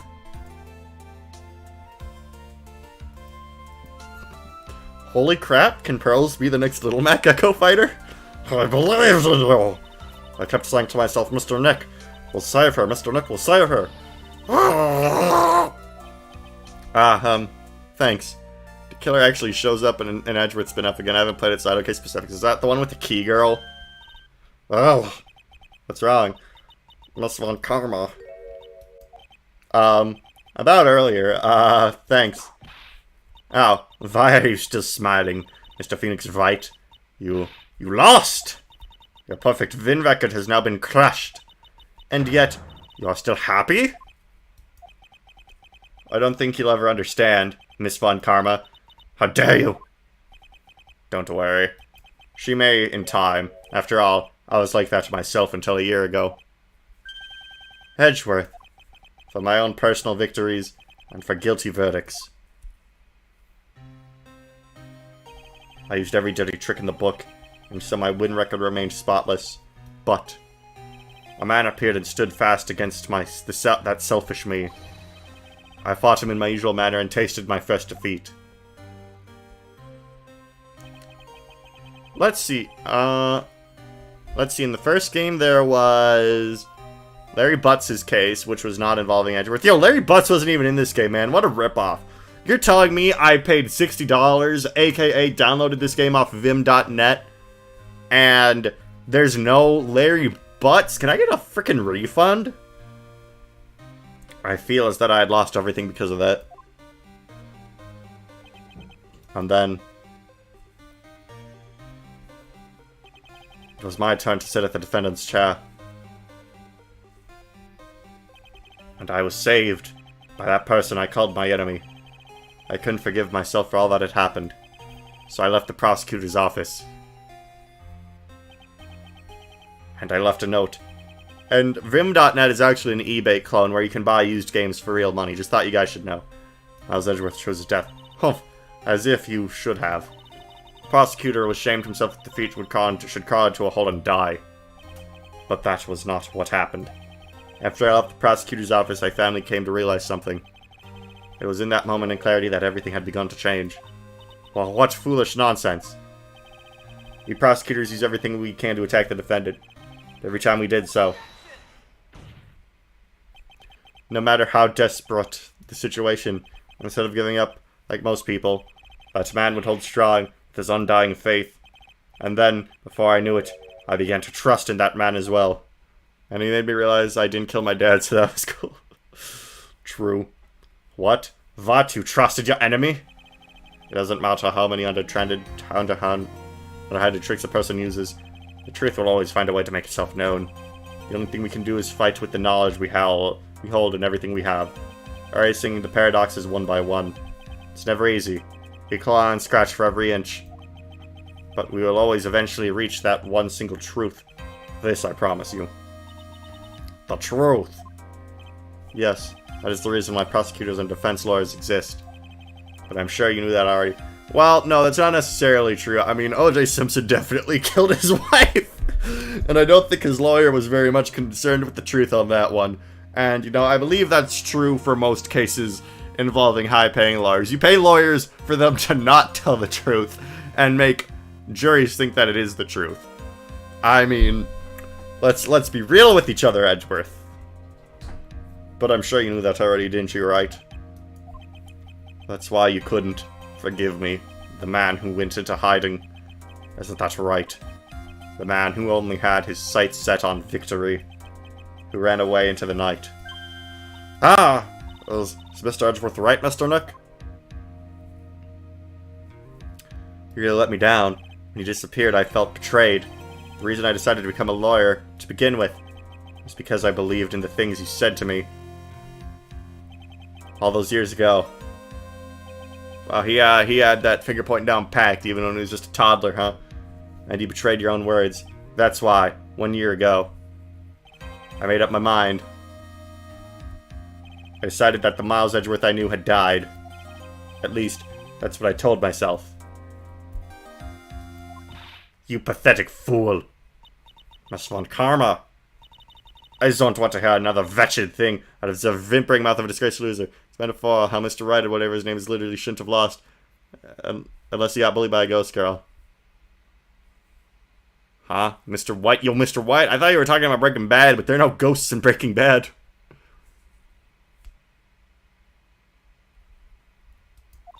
Von Karma is someone who is destined to be perfect. Miles Edgeworth, you are no longer worthy. You're no longer worthy of being a Von Karma, and neither am I. It's over. It's all over. Billions must die. I just threw something on the ground just now. This is an electromagnetic receiver. Isn't that the thing she used to check Detective Gumshoe? I'll return this to the precincts later. There's something else. She gave up her whip? Ha! Isn't that Miss Von Karma's whip?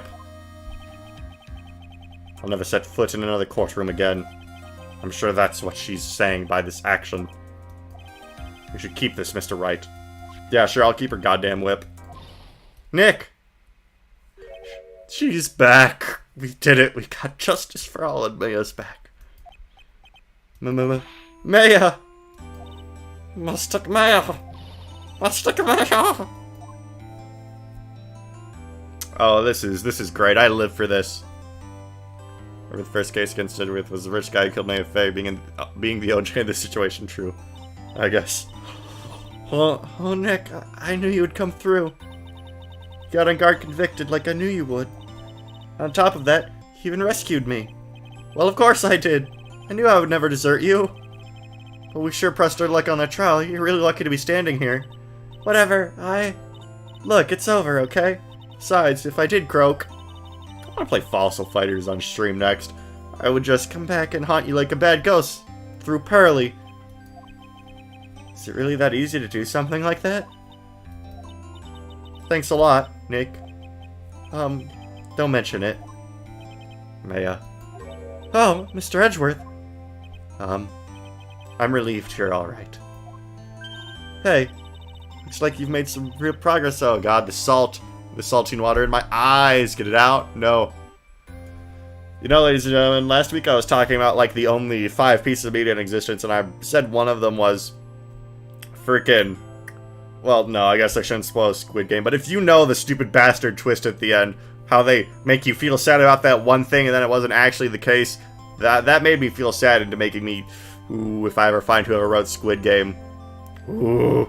But whoever's seen the show know what I'm talking about. So I won't elaborate further.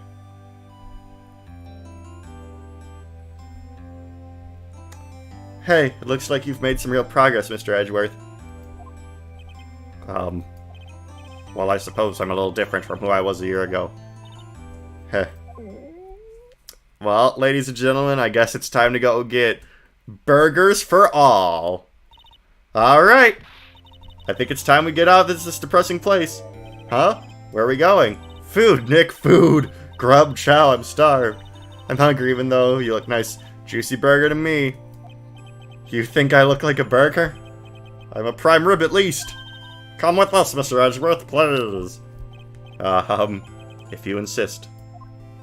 Alright, so how about we hit up our usual burger joint? Don't be silly, Nick. Huh? This case messed up that awesome evening and got in the way of my gourmet food. So I've decided that we have to make up by having another feast. Another feast? Come on, Nick. Food.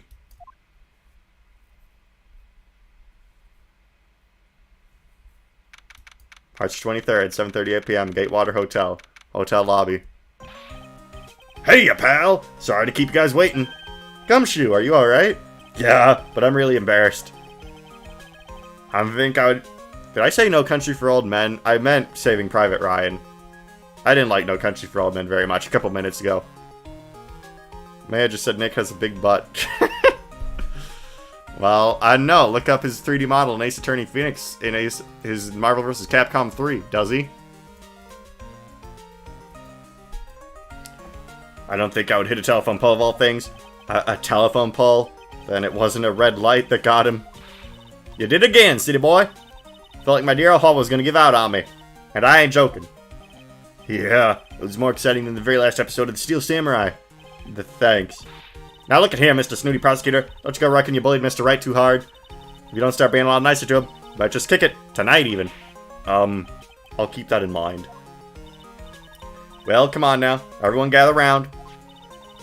Y'all gotta get your picture taken by a genuine professional photographer. Looks like Lotta bought herself a new camera.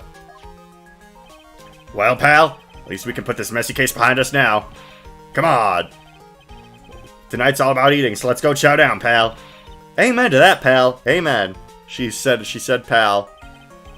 You know, when you think about it, you're the one who saved the day, detective. Huh? Me? You really think so? He's right. If it wasn't for the 3 items you took, I think this trial would have been a very different ending. Oh, well, you know, it's... So we're really just letting the killer off the hook, alright. Huh? Wait. That's odd. When I ran off with the things from the killer's hideout, I was sure I took 4 things total, sir. What? 4? Yeah, I'm sure I put one of the items in my coat pocket. There's a 4th item? Ah, come on, y'all. It's over. But whoa, boy, I tell you. You really are something else. Between getting accused of murder and getting kidnapped. Never a dull moment with you, huh? You think so? Why does she look so happy about that? But being shut away for 2 whole days. Weren't you scared? Yeah, it was really scary. I felt so hopeless. So to keep my mind off things, I drew a picture. Sounds like you had it rough, gal. So, where's this picture of yours? Yeah, I want to see it. I want to see Mystic May's picture. You know, I don't know where it went. Aw, that's too bad. Well, oh, Gumshoes has it, duh. Well, that's alright. It was very important anyway. Aw. It was nice to finally see the both of them smiling again. Beep, beep, beep, beep. Fuck off, Killer. We're having our happy moment. What is it, Edgeworth? This thing is picking something up. Ah, that's Miss Von Karma's receiver. Thanks, sir. I had the most awful experience of my life, sir. Can't believe she stuck a tracking device on me. That's odd. Even though you're standing right here, the tracking device seems to be in a different location. Oh, it's probably busted or something, sir. Well, doesn't matter. Afraid it's about time for me to excuse myself. I still have some work to do. Huh? Mr. Edgeworth, you haven't eaten anything yet. And you've eaten too much, you glutton. Hey, she manages to stay in shape. You don't gotta worry about it. I had fun tonight now, if you excuse me. Wait. What? I just want to say, thanks, Edgeworth. You really saved me out there. If anyone should be saying thanks, it should be me, right? I feel words alone aren't enough here. I wonder if there's anything I can give him to express how I feel. Okay. Where do you think Gumshoe's microchip is? Well, didn't they say, well, it was in his coat? I'll give him the pistol. What's this? It's my way of saying thanks. I see. Well, it's the thought that counts. Guess I'm not very good at this showing my appreciation thing. You don't need to thank me. I was only doing my job. Damn, bad ending. It looks like Mr. Edgeworth has left, Mr. Nick. Hi, Mystic Maya. Yes, Pearly? Are they gonna say what that 4th thing is? It better be the drawing.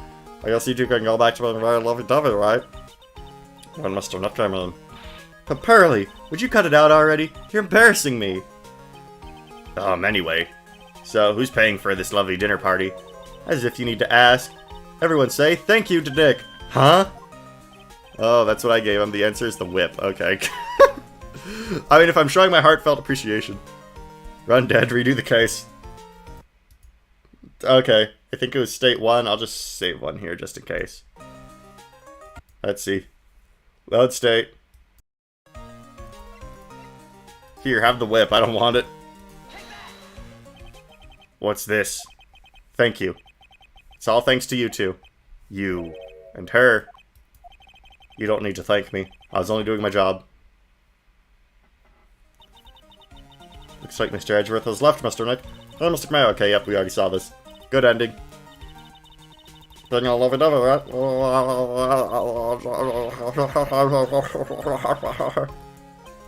Anyway. Who's paying for all this lovely dinner party? As if you need to ask. Everyone say thank you, Nick. Huh? Yeah. I'm kinda at the point where I can't even buy instant noodles, pal. So I kinda already put your name on the bill. Huh? Yeah, I got me a situation just like that myself. There's this camera shop at this hotel, see? And I just bought myself this good old beauty here. It better be anyhow for $3,000. Huh? Actually, I reckon you bought it for me since it's on your tab and all. Ha. Wasn't it great, Mr. Nick? Yeah, Nick. Why do I suddenly feel like screaming? You don't need all back now, you hear? Yeah, pal. Time to let it all out. This is going to be the first time I hear the real you. Go on. It's been a while since I heard you say it. I've been busy being hostage and all. Alright then. If you say so. Objection! Wait. I don't have the TS mic! No, hold on. Can I configure this in the settings? What's my Y button? Objection! No! Okay, config. Do microphone settings. Use connected physical microphone. Objection! I did it! I said objection! Okay. Phoenix about to become the killer. Okay. We did it, ladies and gentlemen. We got justice for all. Oh. You really came through for me, Nick.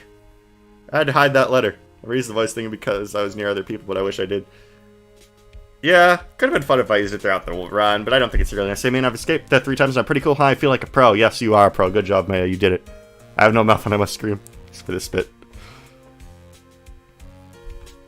To sure. Okay, so I guess we're gonna get all the dialogues. I'm gonna Google what the frickin'... I'm so happy that what the 4th item was, Mr. Nick. I'm so happy for the 2 of you. Speaking of, I think this hotel is a pretty popular place for honeymooners, so I sort of did reservations for the 2 of you, just in case. God bless you, Takumi, for writing 4 cases drunk. I mean, at least 3 of them were good. At least 3 of them were good. But... oh boy, that other one. I think this is the longest stream I've ever done. Mr. Edgeworth had a long talk with the chief and he got me reinstated for my sake. I already said things like, letting that one go is a bad idea for all society. I knew it. Caution headlong and everything is the only way to live, pal. You keep doing you, Gumshoe. I'm proud of you. What was the 4th thing, though? I assume that's going to be in this epilogue. You? I haven't heard from you in a while. What was the voice I did for you? I, Maggie Bride, am retiring the uniform as of today, sir. I'm going to be a waitress from now on. That doesn't pay better. I'm going to bring smiles and joy to the people who come by my restaurant, sir. I'll be stop by sometime, Mr. Wright. Waitresses make no money. Well, besides tips. You can get a lot of money from tips. So, yeah, okay. Go for it, I guess. Yes. Are you here to visit a patient? I'm Director Hottie. Ho-ho. Recently? Yes. That girl you know. I haven't seen her around. Yes. But I remember. If I even laid so much as an eye on her, I would go crack. Yeah, we don't need to hear more from you. No matter if I got whipped, though. Yes. Oh, wow. We don't need to hear more from you, Dr. Hottie. Move on. Epilogue, huh? Tadaki Yamamoto. No. It's time to begin us, sweetie. and let the world know Isira's planning to make a fabulous light of Zimbabwe. Hey, Max. What do you think it's really like? Oh my god, do you think there are castles made of cake and bunnies who can talk? I don't think there are any talking bunnies, even if we'll laugh at most jokes. Well, okay, good. Okay, get off the screen. Go. We don't need to see them ever again. Raid restaurant, trust me. Is that a thing in Japan? I'm ready! There's no way these jokes are gonna fall on deaf ears. Should get a tip like the one on the On Guard gave. Hippo represent. I've got a new act worked out, pal. Prepare the Hala Julia chorus. Say something, will ya? You're supposed to start this off. Get on with it.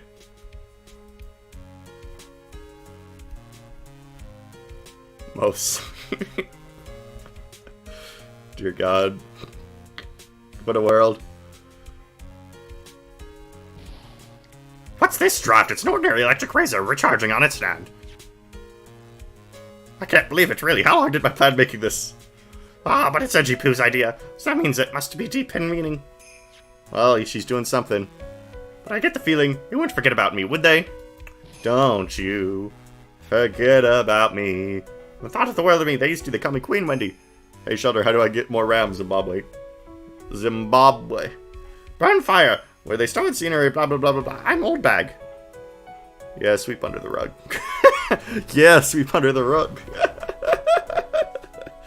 Shin Shinley has your address and they're going to kill you.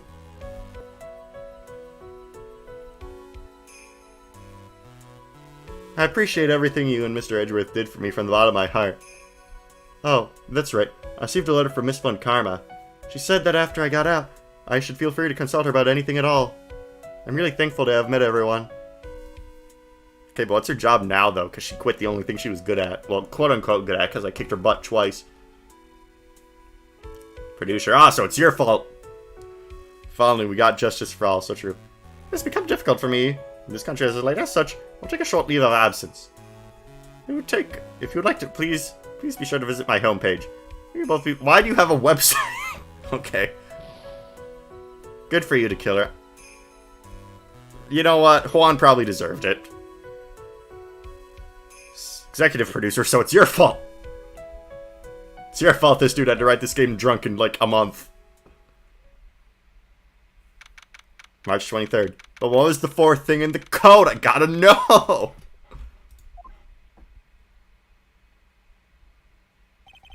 Where are you going, Francesca? How did you know I was here? With this. I'm sure she can think of what to do as a new job during her stay in prison.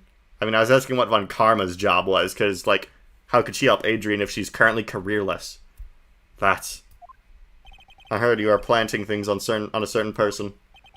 Things like a tracking devices on his coat, for example. That's just like you. I've only planted it there because he was always wearing it. This filthy drab coat of his. I don't know how to up in my luggage. We're about to find out what the fourth thing is. But it's going in the trash, I promise you that. Oh, that's right. Speaking of that man, he told me something very interesting. When I ran off with things from the killer's hideout, I was sure I took 4 things total, sir.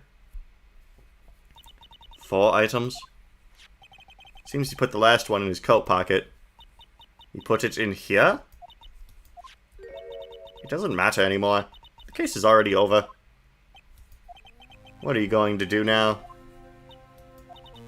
So that's none of your business. Now you're running away. Shut up! You won't understand us, Zing. If you can't possibly understand what it means to be Manfred von Karma's daughter. Yeah, it means getting shot in the shoulder. Francesca. So many expectations from everyone around me. Expectations I must fulfill. I'm expected to win no matter what. And failure, such a thing is not an option for me. Well, you feel like 2 times I got shot in the shoulder, so you might want to give up on that idea. My father was a genius. There's no doubt about that. But me. I'm back.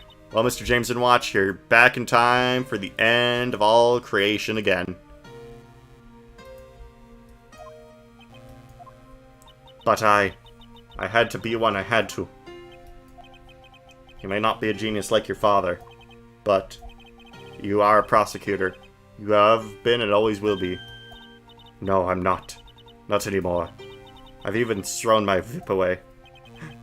Oh, so we got... Oh, well, thank you, Emmett, for telling me how to get the good ending, because I wouldn't have seen this otherwise.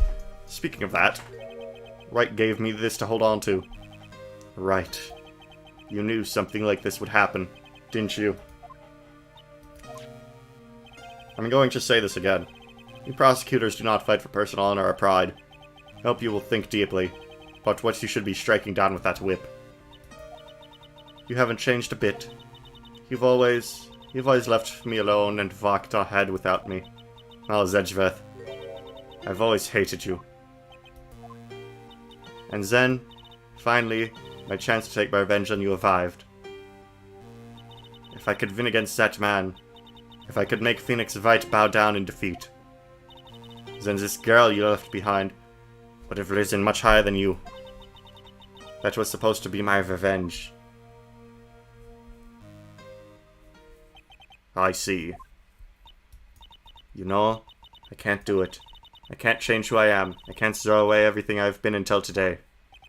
I believe you can. Just like how Adrian Andrews did. Adrian Andrews? You were going to use her during the trial, right? But you were dependent on your father by using his tactics, isn't that right? Humph. Today, you chased after me, after I had left you behind all these years. And that is why we're standing here now, side by side. But I have no intention of stopping.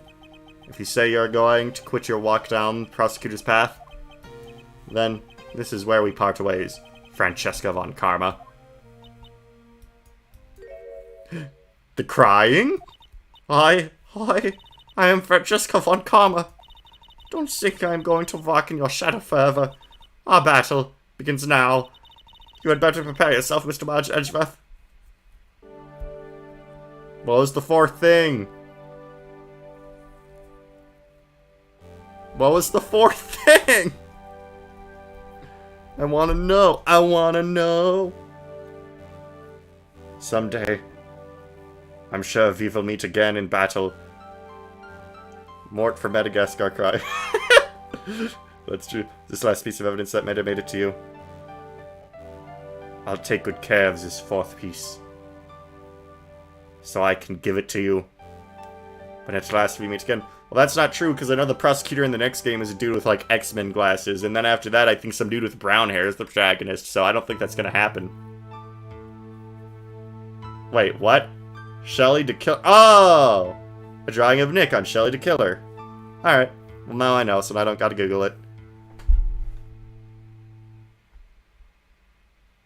Well, ladies and gentlemen, we got justice for all, and I don't think that's ever gonna happen, because I think after the next game, Phoenix is out the door, because I think then, like, some brown-haired kid has 2 games, and then they go back in time to be, like, the Great Ace Attorney when Sherlock Holmes is alive, and I think the Adventure X-Men glasses, their name is TJ Henry Yoshi Goggles, so true, and then I think you have an adventure with the guy from the DS game puzzle game series, Professor Layton.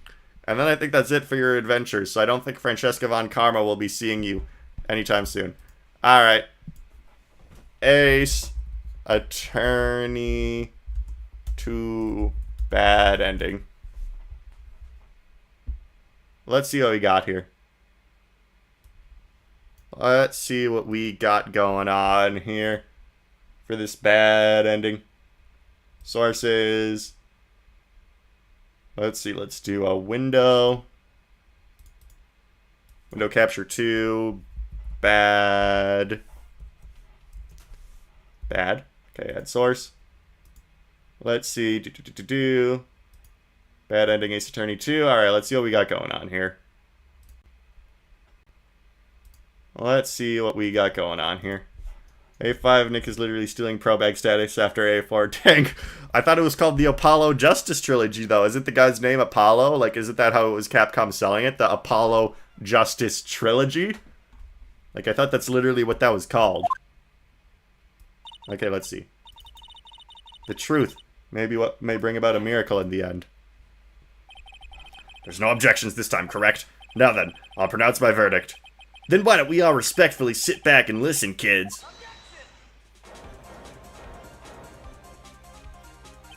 I have already told you, Mr. Wright. This court does not need any more evidence. I'm not saying... Okay. Bam, bam, bam, bam. Now then, Mr. Wright. Let's not waste any more time. Oh, dang, they got these fancy HD graphics. They got this fancy HD menu. I feel like the dual screen helps it, though. You can focus on what they're saying and still look at all your crap. You know what? The DS was just a perfect console. You can see what the enemies you'll have in Conquest on the bottom screen, and you can navigate on the top. It literally doesn't get better than that. Engage brought back 3H. You gotta look at a menu. So,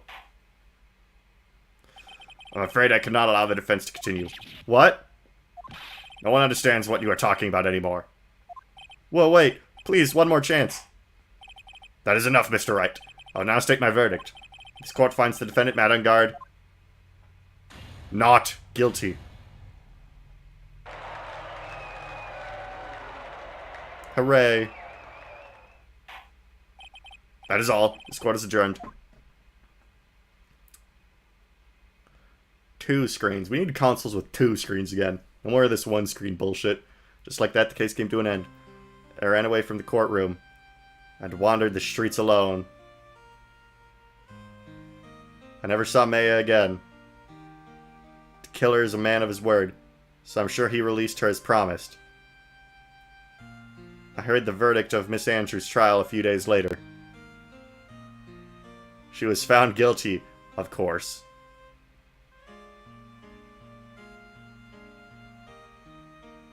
The miracle never happened. Maybe it was never meant to. This is depressing. Because of miracle. Speaking of bad endings, the most random bad ending ever is that frickin' Engage one. Because, like, who uses all 10 of their Divine Pulses and then, like, dies against Sombron? Like, that's just such a random thing to add, and I don't think any other Fire Emblem game has ever had a bad ending in that way. Like, yeah, in Mystery of the Emblem and Binding Blade, if you don't get all the items, obviously you don't get to complete the game and get all the chapters, but that's not necessarily, like, you know, it's not like you see Roy getting eaten by Idon and then Roy dies, right? But with Engage, it's like a Lear literally freaking dies and becomes like an emblem ring and is used by their sister. Like, why did they do that? That literally doesn't happen in any other Fire Emblem game, and it's in a game with the turn wheel, so no one is ever gonna see it anyway, because you can just rewind. So, yeah. In a visual novel like this, it makes sense for there to be, like, bad outcomes, but I literally don't get it in Engage. I do not comprehend. And with that, ladies and gentlemen, we have gotten Ace Attorney Phoenix Wright 2, Justice for All, and I will see you next time. Bye-bye. I'm gonna go play Gen 3 OU. And don't forget to watch American Dad on TBS.